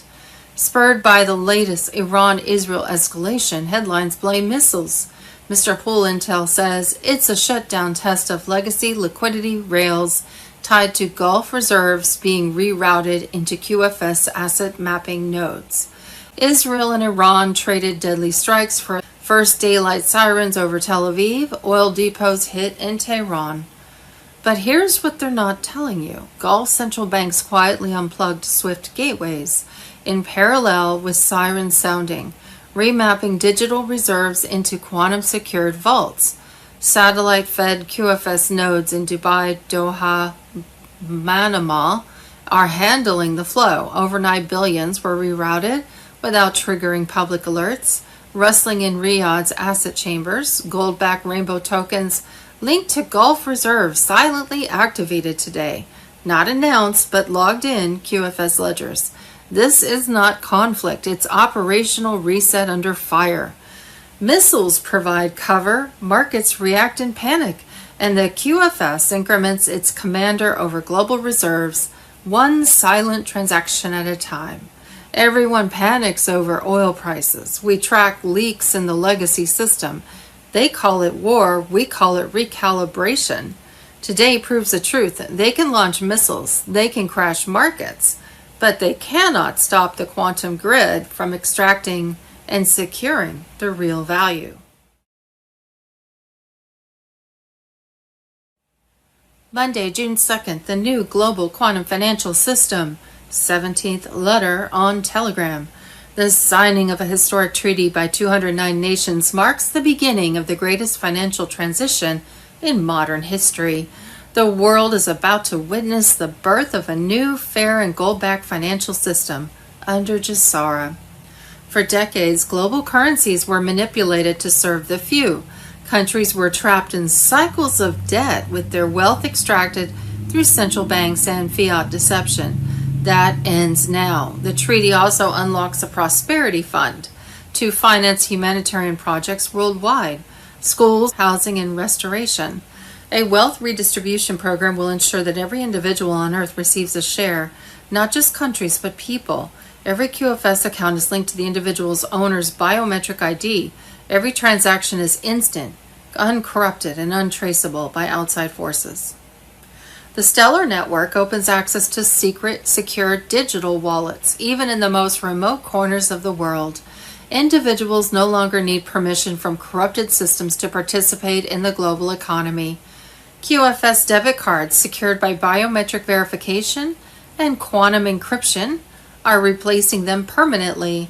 No more fraud, no more hidden fees, no more theft disguised as bank. The quantum internet is a new infrastructure immune to hacking, censorship, or surveillance. Military units are now overseeing the logistics, security, and data coordination of the RV rollout. Secure transport of physical currency, protection of financial institutions, and quantum-level fraud prevention systems are already in motion. All it is being done is in tandem with international regulators to ensure lawful transition. Training has been underway for months. Financial authorities, central bank whistleblowers, and white hat insiders are guiding the shift. Military intelligence teams are tracking illicit money flows and freezing cabal assets as we speak. The old system is disintegrating as banks collapse, payment giants are stripped of power, and corrupt financial elites are being dragged to military tribunals at Gitmo. Executives are being removed, their wealth seized, and their crimes archived as evidence for tribunals that are already underway.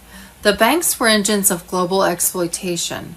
Deutsche Bank, HSBC, JP Morgan names that laundered trillions from the cabal are being neutralized. The days of Visa, MasterCard, PayPal, and Stripe exploiting humanity are ending. Everything you knew about money, credit, and ownership is being rewritten from the ground up.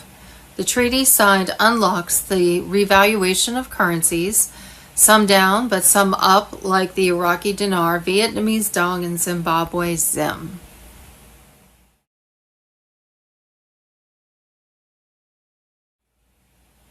Monday, June 16th, the collapse of the legacy banking system. Since June 1st, over 2,100 banks worldwide have been quietly delisted, absorbed, or shuttered due to non-compliance with Basel IV and QFS integration standards. These are not random closures. They are part of a synchronized takedown of the fiat infrastructure. Every financial institution that failed to back its deposits with verifiable hard assets is being purged. Germany, the Deutsche Bank restructuring is a smokescreen for a full QFS audit. Canada, RBC, and TD are under military monitoring for historical money laundering operations. U.S. regional banks are being merged into Treasury-controlled holding zones, preparing for rainbow currency wallet release. Military courts and hidden currency crimes. Military tribunals now operational in over 17 nations are hearing evidence of currency crimes tied to Rothschild clearing houses and sovereign bond manipulations.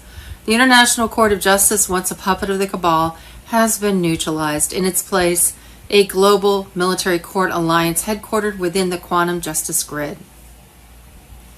This grid is already linked with QFS transaction logs, biometric ID verification of bad actors, historical tax theft records tied to IRS and IMF and Vatican-controlled black trust accounts. Everything is traceable, nothing can be erased.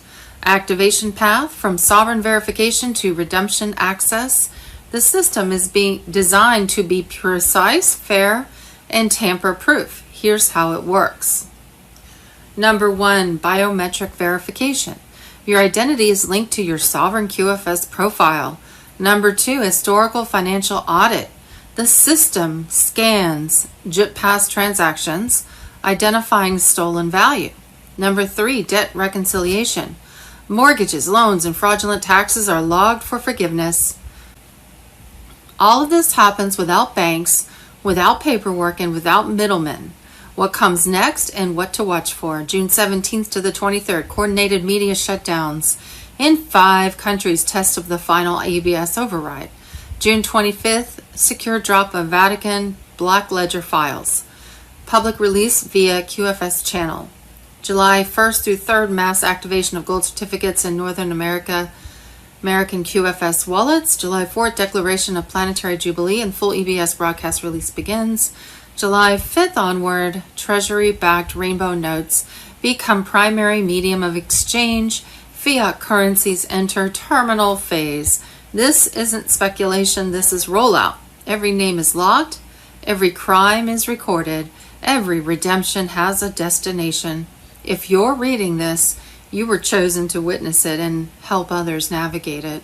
Stay alert, stay aligned. The future is no longer controlled by central banks. It's controlled by mathematical truth and the will of the people. The QFS is no longer coming, it's already operational, and the entire world is being erased beneath your feet. Restored Republic. Monday, June 16th, Trump gave the go order. ICE officers are hereby ordered to deliver the single largest mass deportation program in history. To ICE, FBI, DEA, ATF, the Pentagon, get the job done. DJT. If that's not a go signal, I don't know what is. But let's not forget what just happened a few days ago. On June 7th, we had that presidential memo authorizing the use of Title 10 military force to protect DHS operations. And then U.S. Northcom confirmed 2,000 California Guard troops federalized and deployed under Task Force 51 in Los Angeles, and their mission to protect federal functions from organized insurgency. To me, this is no longer hypothetical. This is the storm operationalizing in real time. And what we're about to see is what Q told us. The only way is the military. Q. Captain Kyle on Telegram. G7 summit in Canada is under intense scrutiny as leaders confront deep divisions and a changing global order, with the US under Trump clashing with its 6 allies on key issues: Ukraine, Gaza, trade, climate. The bloc's unity is being tested. The rise of the global south, along with China-Russia strategic ties, and the expanding of BRICS, which Vietnam has now joined, challenges the G7's long-held dominance. Host Canada is even dropping its usual comprehensive communique, opting instead for chair summaries, signalling the difficulty of forging consensus in today's multipolar world. The conflict between all of these G7s and G whatevers and all the rest of it, if you just take the United States of America Corporation and the Republic of the United States, they are in conflict right now. And when you see through that, at the moment, Donald Trump is leading, as the commander-in-chief, the Constitutional Republic of the United States. But you still have, behind the scenes, the Corporation of the United States, where their little pieces of the cabal, the deep state, that are absolutely pushing for war. The Constitutional Republic doesn't want war. The corporation needs war. And that's just America. And when you can see that clearly, you can see what's going on. And because it's a game of chess, what the Republic doesn't do, the Constitutional Republic doesn't do, it doesn't hold up all its cards. It doesn't show all its cards. It pretends to go along with the corporation to lull them into a false sense of security, and then sets a trap and they jump in with both feet. It's happened time and time again. So don't lose faith. Remember that God is in control and not AI.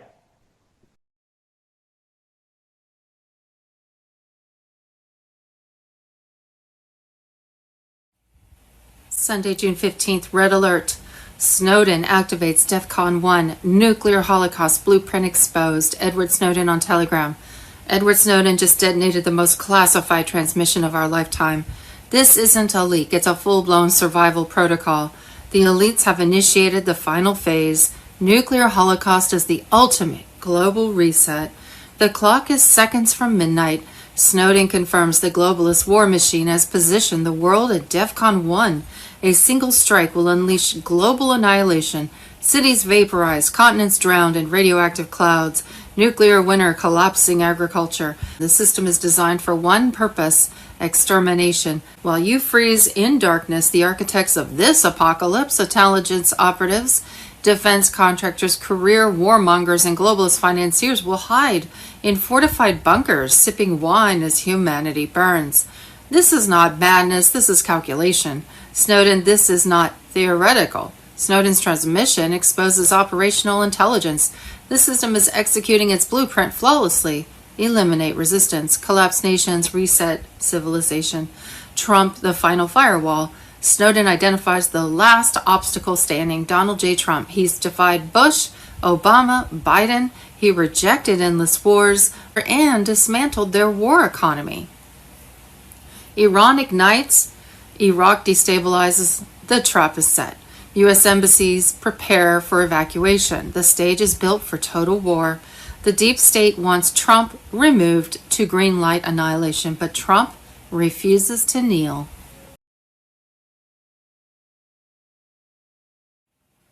Monday, June 16th. Marines detain 31 insurrectionists in Los Angeles.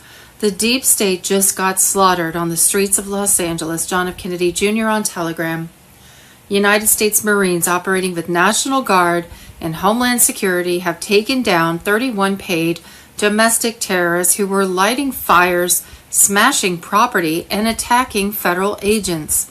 These were not protesters. These were hired insurrectionists deployed to sabotage Trump's deportation agenda. As thousands prepare for nationwide riots alongside today's massive military parade in D.C., 4,700 Marines and Guardsmen are crushing chaos in Los Angeles. Trump activated the Marines under Title X after masked militants assaulted ICE and National Guard troops. This is direct warfare on American soil. A White Hat Inside Task Force 51 confirmed 31 enemy agents have been indefinitely detained. They threw stones, Molotov cocktails, torched businesses, looted, and recruited more criminals. Their mission: destabilize the nation from within. Undercover Homeland Security agents infiltrated these traitors and attended a secret meeting on June 9th inside an LA warehouse. The leader, Thomas Lavoie, longtime Antifa commander, backed by Act Blue and George Soros' money. Lavoie promised legal action for all who participated. Their orders: burn government vehicles, trap federal agents, attack military forces. Homeland agents secretly captured photographs of 75 conspirators, many unmasked, many armed. Lavoie handed out crates of masks for street violence. These images were immediately sent to Trump, Defense Secretary Pete Hegseth, and DHS Secretary Kristi Noem. The president gave the green light. Apprehend and contain. Between June 10th and 12th, Marines from 2nd Battalion, 7th Marine Regiment launched full-scale urban sweeps.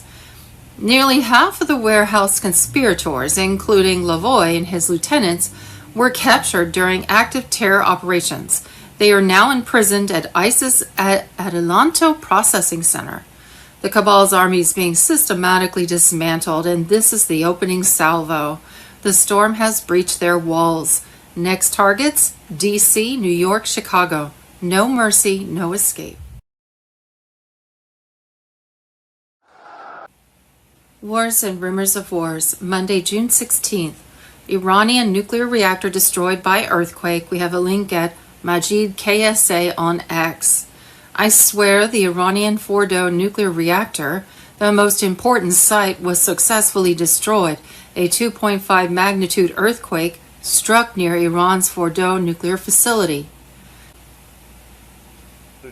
Just to give heads up to what Charlie was saying, here's an Israeli bunker. Now, this is 150 feet down in Tel Aviv. And as you can see, that's fairly scary because it's been collapsed inwards. Now, even more scary and might get you very nervous is the fact that the US Navy is on its way. There you go, the Nimitz, which is due to be decommissioned next year. So that's slightly troubling. One other aircraft carrier, and it's being escorted by the United Kingdom's Prince of Wales. That is on the way to the Middle East.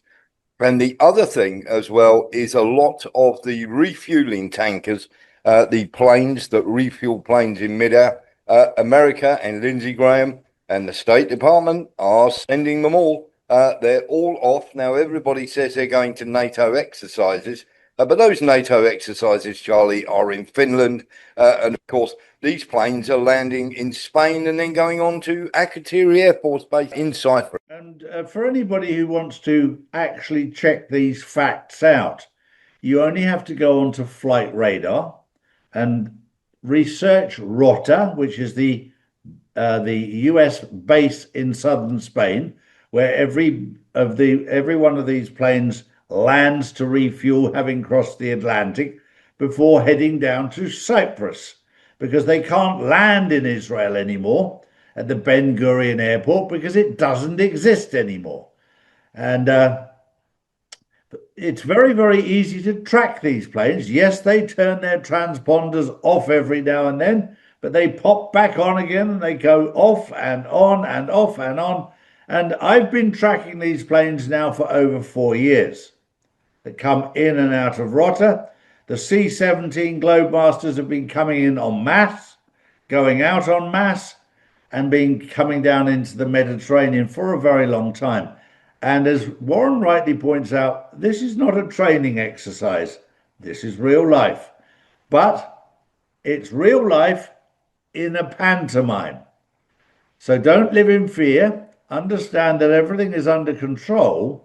But from an outside point of view, if you're watching the news... Iran and Israel have continued to exchange strikes for a fifth straight day, with Iran's Revolutionary Guards claiming projectile attacks on Mossad and Israeli military intelligence facilities in Tel Aviv. Israel also struck Iran's state broadcaster, with footage showing a presenter fleeing mid-broadcast. The IAEA has reported extensive damage to Iran's Natanz uranium enrichment plant from Israeli strikes, while Iran warns of further retaliation. President Trump left the G7 summit in Canada early as the conflict escalated, urging all civilians to evacuate Tehran and stating he seeks better than a ceasefire, calling for Iran to abandon its nuclear program. Trump denied any outreach for peace talks and emphasized that Iran should have accepted a previous deal. US officials confirmed that while Trump convened the National Security Council, the US is not joining the Israeli offensive. G7 leaders issued a joint statement urging de-escalation across the Middle East and calling for a ceasefire in Gaza, but stopped short of calling for one between Israel and Iran. Iran, meanwhile, has said it will only return to nuclear negotiations if Israeli attacks stop.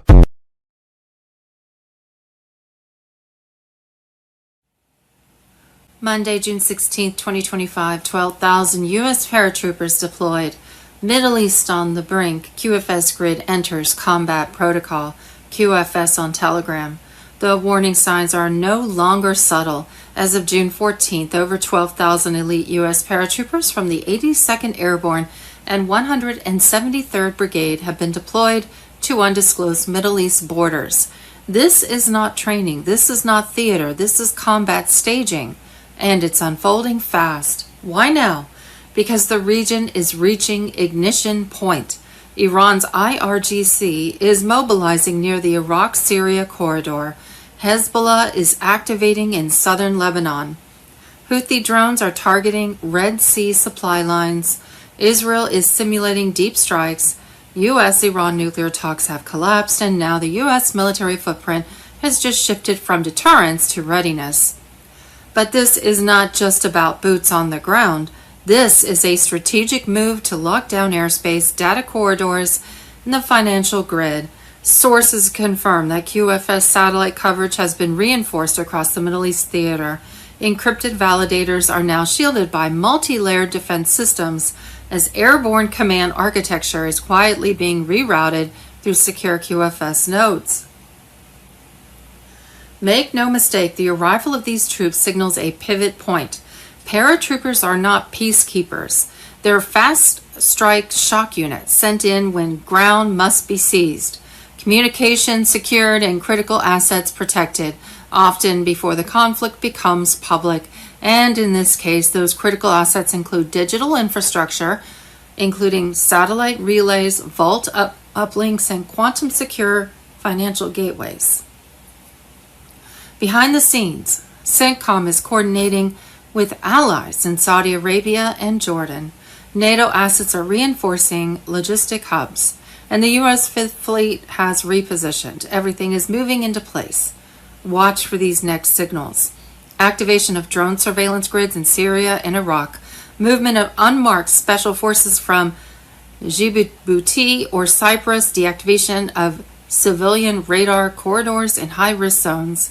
Carrier group shift toward the Strait of Hormuz. If these unfold in the next 72 hours, we're no longer in escalation, we're in transition. This is not weakness, this is operational dominance. The QFS is not just a financial network. It is now a protected national asset. And this military deployment ensures that no matter what breaks out on the surface, the core system remains intact, sovereign, and unbreachable.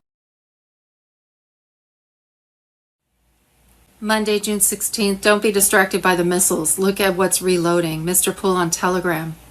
The world sees Iran and Israel exchanging airstrikes, but the real offense is happening inside the network. Today's missiles, Israel struck Iranian nuclear and energy sites, while Iran retaliated with dual drone and missile volleys across central Israel. But here's what they're not reporting. Signal surge in the geopolitics grid. Satellite flux over the eastern Mediterranean spiked today, intercepted by Alliance quantum scan units. Not war preparation, but nodes being reconfigured to route QFS signals through Cyprus, Haifa, and Petra in real time, or Petra in real time. Why now? Because the energy blackout near South Pars was a code reset, cutting Iran off from deep state liquidity, while QFS satellites backfilled with asset-backed credit flows. Financial feedback patterns. The Dow plunged nearly 770 points. Oil surged over 7%. Gulf markets slid 3 to 4%. Not panic reactions, but forced rebalancing. Legacy systems are auto-purging corrupt liquidity, making way for QFS governance. Markets went down. QFS nodes went up. Israel's stock markets reopened after transactions were rerouted into quantum vault balance sheets. This is not a region at war, it's an operation in progress. Systems dismantling, nodes activating, old control collapsing purely from data withdrawal. Rockets scream, banks recalibrate, QFS consolidates the network without missing a beat. Here's the test. If you're just tracking casualties, you're asleep. If you're tracking signatures, you're watching the reset. Stay tuned. Monday, June 16th. Since we have new summer riots taking place nationwide, everyone needs to be aware of this. U.S. taxpayers paid $50 billion for the 2020 summer Black Lives Matter street protests orchestrated with money Democrats laundered to NGOs. Elon Musk on Telegram. It's the same thing happening now. NGOs simulated ways to weaponize race relations in America. In case a clear Trump win was coming, the exact group behind the Transition Integrity Project, which explicitly plotted in the height of the George Floyd riots, ran a war game about how the Biden campaign, in case Trump won in a clear win scenario, Clear Trump Win was the name of their scenario. Scenario 3. This is in June 2020. how the Biden campaign could get racial justice activists from these riots to be, quote, receptive to a Biden call to take to the streets, and plotted what needed to be done to resource them and to cultivate relationships with Black Lives Matter senior leadership and community leaders so that they would owe the Biden administration favors in case they need to be called on. And lo and behold, who paid them $50 billion? The Chamber of Commerce then flooded them with $50 billion in contributions. You remember that all the different Chamber of Commerce companies just flooded billions of dollars of donations to BLM to destroy. Monday, June 16th, Doge audits. Well, they followed the money and look what they found. $50 million in unaudited U.S. taxpayer money in 1 month alone went to a pro-terrorist group disguised as a climate change organization, the White Rabbit on Telegram. Monday, June 16th, a Florida sheriff told rioters if they throw items at law enforcement, if you throw a brick, a firebomb, or point a gun at one of our deputies, we will be notifying your family where to collect your remains at. We're not going to play. Brevard County Sheriff Wayne Ivey said, bam, Donald J. Trump on Telegram. Monday, June 16th, Mike Benz brings the recipes and documents showing U.S. government uses our tax dollars to protect George Soros. George Soros works side by side with the U.S. State Department and even our intelligence agencies, CIA, to funnel money to his NGOs. Additional CIA involvement with George Soros example. A 2017 Heritage Foundation report noted that during the Barack Obama administration, USAID collaborated with George Soros-funded groups to promote progressive policies abroad, such as gay, transgender rights, and drug decriminalization. A 1993 Soros Foundation's report also mentioned a cooperative agreement with USAID for a management training program. White Hats on Telegram. And Monday, June 16th, Trump calls in FBI, ATF, DEA, ICE to his immediate aid.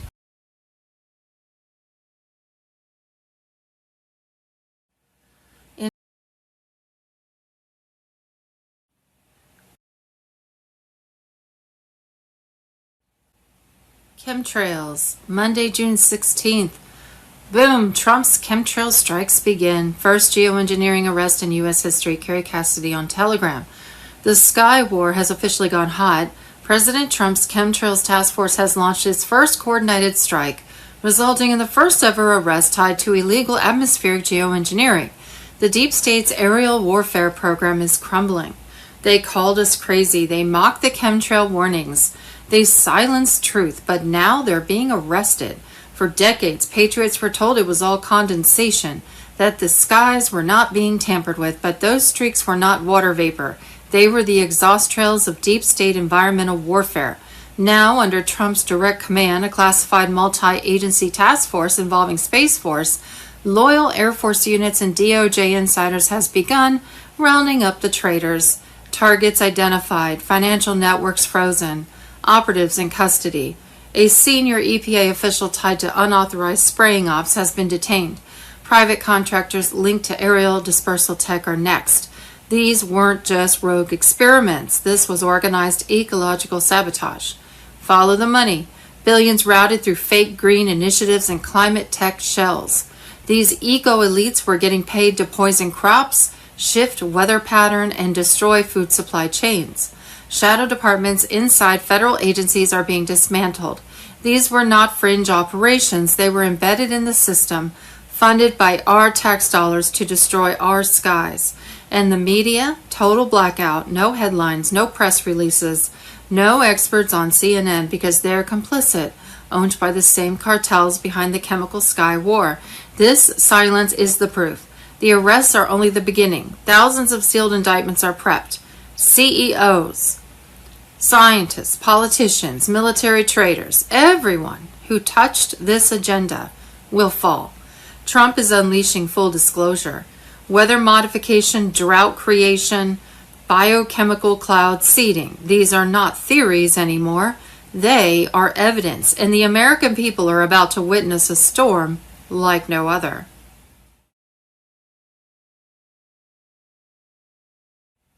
Monday, June 16th, judge blocks Trump's voter order. Foreign ballots now legal? QFS countermeasures activated. WH Grandpa on Telegram. On June 11th, 2025, Obama-appointed Judge Denise Casper officially blocked President Trump's Executive Order 14248, the measure that would have forced proof of U.S. citizenship to vote in federal elections. In one ruling, the door was thrown wide open. Non-citizens, illegal migrants, and foreign actors can now cast ballots in America, and the government has been ordered to stand down. This is no longer about oversight or legal debate. It's a full-spectrum takeover, a coordinated strike involving 14 Democrat-controlled states, Soros-funded legal teams, and embedded Obama-era operatives. Every mechanism Trump built to secure the vote has been dismantled with surgical precision. They did not just block one policy, they stripped out the entire foundation. Proof of citizenship on federal registration forms, verification for military and overseas ballots, ID checks at welfare registration points, ballot arrival deadlines tied to Election Day enforcement. Why? Because the next phase of the plan is mass voter fraud, legalized with over 9 million illegal migrants funneled into the U.S. Since Biden's installed, the system has been primed. Many were quietly issued Social Security numbers, housing, stipends, pre-filled forms. In cities like Los Angeles and Chicago, non-citizens already vote in local elections. This ruling makes federal elections next, and it's no accident. Insiders confirm this ruling came just months after Trump's official return as commander-in-chief, and right as Operation Red Seal moved to harden the vote system before the 2026 midterms. This court ruling wasn't random. It was a targeted counterstrike to stop the purge of deep state influence in Congress. But the Patriots were ready. As of June 13th, Trump has authorized a federal counteroffensive under emergency authority, a new national voter ID bill, routed through military legislative channels, total defunding of the Election Assistance Commission, deployment of QVS, Quantum Voter Shield, nodes across all 50 states, ensuring digital authenticity using the same technology that powers the QFS. DOJ-led arrests of operatives linked to foreign ballot pipelines and vote manipulation schemes. This is no longer theoretical. The judiciary has been weaponized. Foreign ballots are now legal. Citizenship, sovereignty, and law have been redefined by a black robe. But the counterstrike is already underway. They stole the vote, they buried the Constitution, but this time the Patriots built a firewall they can't breach. The QVS is active, the ledgers will not lie, and the fraud will be caught in real time. America is under siege, but this time, we're not backing down. They tried to silence her. Now millions listen. Monday, June 16th, Snowden drops Obama's fraudulent identity exposed. Edward Snowden on Telegram. Edward Snowden just detonated the biggest intel bomb of 2025. Obama's entire existence is a CIA-engineered operation, not a natural-born citizen, not qualified, a globalist Trojan horse installed to collapse America from within. The birth certificate is a forgery. Kenya was British territory. Obama's father was a British subject. Under British law, Obama was born a British citizen, making him ineligible under the U.S. Constitution to ever be president. The founders warned of foreign infiltration. This is it. The Obama bloodline is intelligence tied. Obama's grandfather connected to Bush Sr., former CIA director. The Obamas were crafted by the global cabal. Their American dream story is pure theater, designed to fool the masses while the deep state advanced its agenda.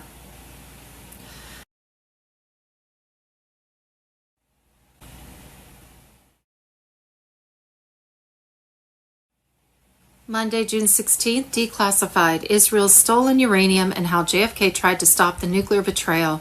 Julian Assange. June 16th, new declassified intelligence confirms one of the most suppressed scandals in U.S. history. Hundreds of pounds of weapons-grade uranium were stolen from American soil in the 1960s and secretly transferred to Israel's undeclared nuclear program. The one president who tried to stop it, John F. Kennedy, after he drew the line, he was silenced permanently. This was not a case of misplaced inventory. It was a deep cover operation involving Mossad agents, CIA memos, and top-level U.S. silence. The facility at the center of the theft, NUMEC in Apollo, Pennsylvania, showed massive losses in highly enriched uranium. Early estimates suggested 200 pounds missing. Later, that number climbed past 600, enough to build 24 nuclear bombs. The destination was clear: Dimona, Israel's secretive nuclear complex in the Negev desert. NUMEC's president, Zalman Shapiro, was not just a nuclear engineer. He was deeply connected to Zionist political circles and intelligence channels. Israeli scientists visiting the facility were later revealed to be undercover operatives. Surveillance tracked the activity. Internal CIA documents confirmed the suspicion. Yet no arrests were ever made, and every official investigation was quietly dismantled. Why?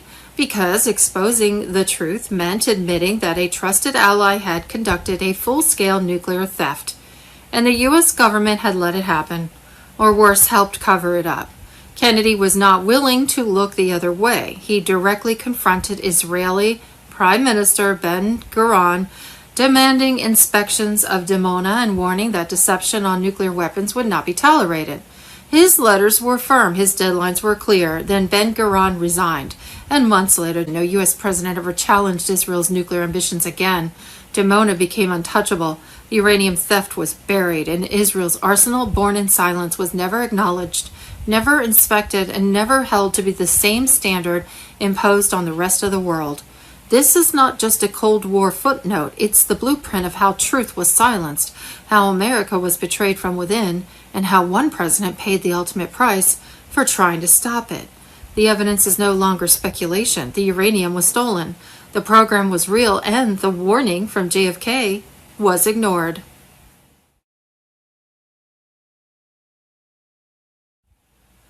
Monday, June 16th, 10 years ago today, President Donald J. Trump and Melania, descendant of the Russian Romanov family and rightful queen, came down the golden escalator. This is when the public start of the military operation began. But let's back up, shall we? The Rothschilds financed Hitler, Karl Marx, Lenin, Stalin, and Mao. Jacob Schiff, because they refused to go along with the bankers' plans. The Romanovs were Christians. The communists brutally murdered the entire Romanov family in order to turn Russia into a communist country. Melania is a Romanov. Her grandmother is Anastasia. 3 of the Romanov boys were put on a ship from Russia, assisted packages to the U.S. White Hat operation. Melania is more important than we know. H.T. Daniel Stochin Whiplash. Anastasia Romanov equals Melania Trump's grandmother. Russian royalty, queen with the Tsar Nicholas II of Russia being Anastasia's father. History tells us the Romanovs were assassinated by the Bolsheviks July 16th, 17th, 1918. What they didn't tell us is that Bolsheviks are the Khazarian Mafia Jews. The Romanovs were executed for refusing the Rothschild banks. Connection between Lincoln, Kennedy brothers, Trump, and the Romanovs. It is said that Omar, President Lincoln's son, is JFK Sr., and the father of his brother William Wallace, also President Lincoln's son. All family. The 2 Kennedy brothers were adopted into the Kennedy family. Both brothers are Lincoln Calhouni by birth, not Kennedys. President Trump is related to General Patton. Trump was adopted into the Trump family. General Patton is the son of William Wallace Lincoln Calhouni. William Wallace is President Lincoln's son. Serious update for you guys. Iranian state media said there is a surprise tonight that the world will remember for centuries. Now, understand that Iran has talked a lot and done very little until very recently. But there's a lot of news tonight, and I have to go through it all, and it is looking very sus. That's all I'll say. Commanders put American troops on high alert at military bases throughout the region, including the United Arab Emirates, Jordan, and Saudi Arabia. The United States has more than 40,000 troops deployed in the Middle East. We have here officials are reporting that DJT is set to deliver an urgent nationwide address soon, and here's why.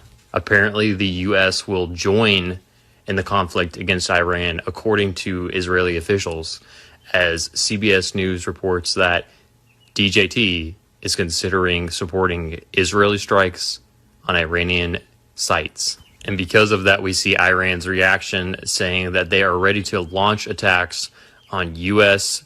bases if America enters the war. So it seems like it's going to be a busy night tonight. I guess we will see if Iran actually.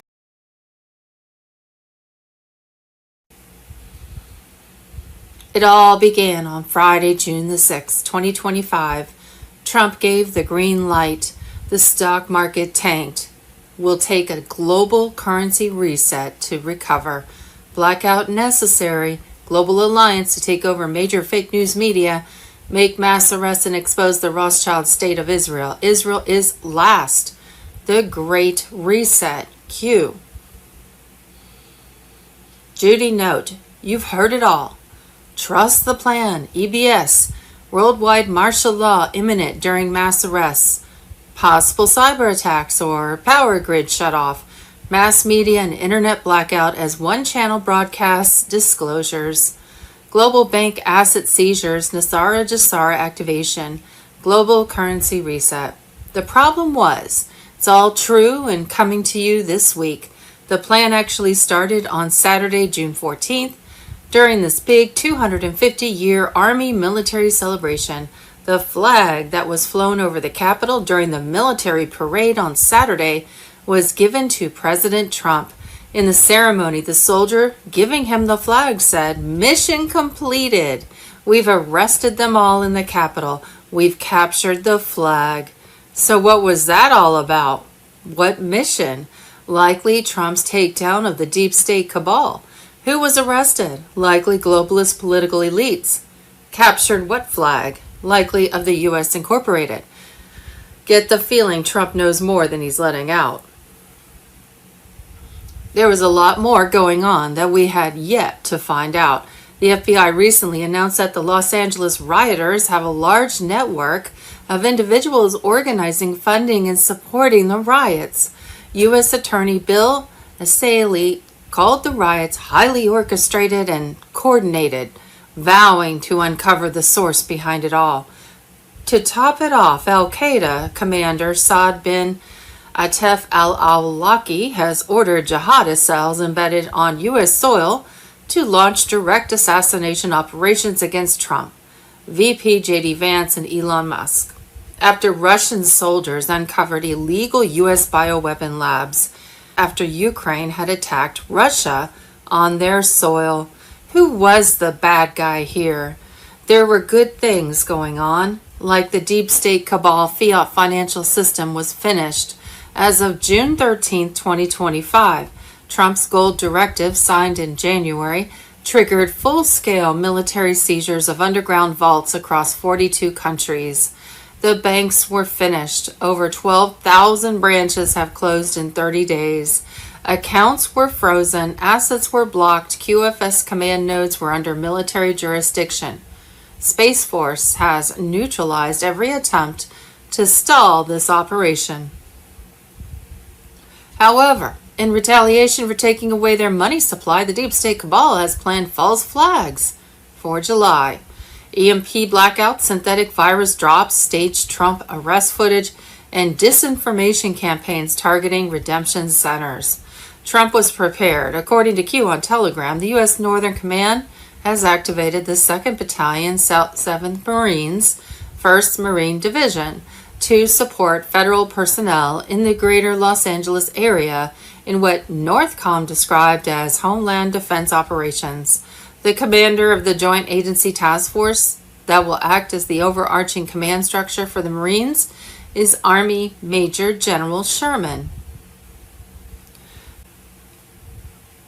Lebanon's Hezbollah officials said their group will not initiate attack on Israel in response to strikes on Iran.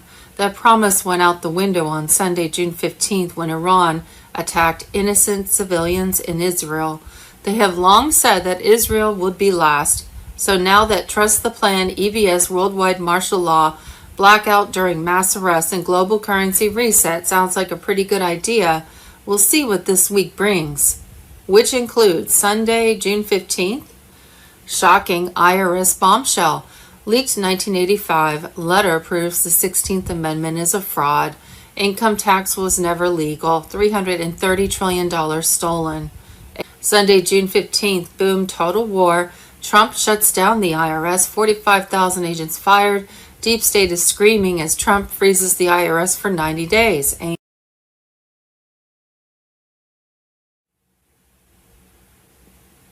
What we think we know as of Monday, June 16th. Saturday, June 14th, classified intercepts confirm Al-Qaeda commander Saad bin Atef al-Awlaki has ordered jihadist cells embedded on U.S. soil to launch direct assassination operations against Trump, VP, J.D. Vance, and Elon Musk. Terror networks with deep state assets such as the DHS, CIA, and FBI have been compromised. Donald Trump has shattered their plans, exposed their rituals, and is preparing military tribunals at Gitmo. J.D. Vance's America First stance threatens every WEF proxy embedded in D.C. along Elon Musk has dismantled their censorship architecture. They need him gone to complete global information control. Space Force and Secret Service have escalated operational status. Covert military teams are being deployed inside key metro zones. Sunday, June 15th, President Trump tells CNN that all the Iranian negotiators he worked with, the fiat system is finished. As of June 13th, global banking infrastructure controlled by bloodline elites has collapsed beyond repair.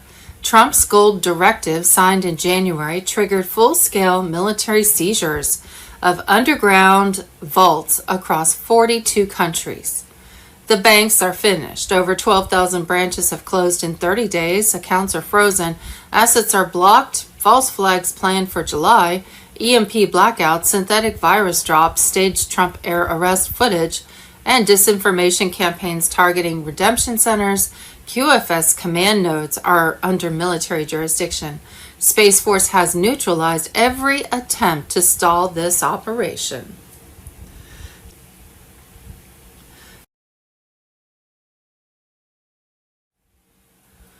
Global financial crisis. Saturday, June 14th. As of the moment, QFS wallets are already being issued, secured, and linked to verified users across all Basel IV compliant jurisdictions. This is no longer theory, it's happening. Basel, the heart of the reset. Basel, Switzerland is the command node.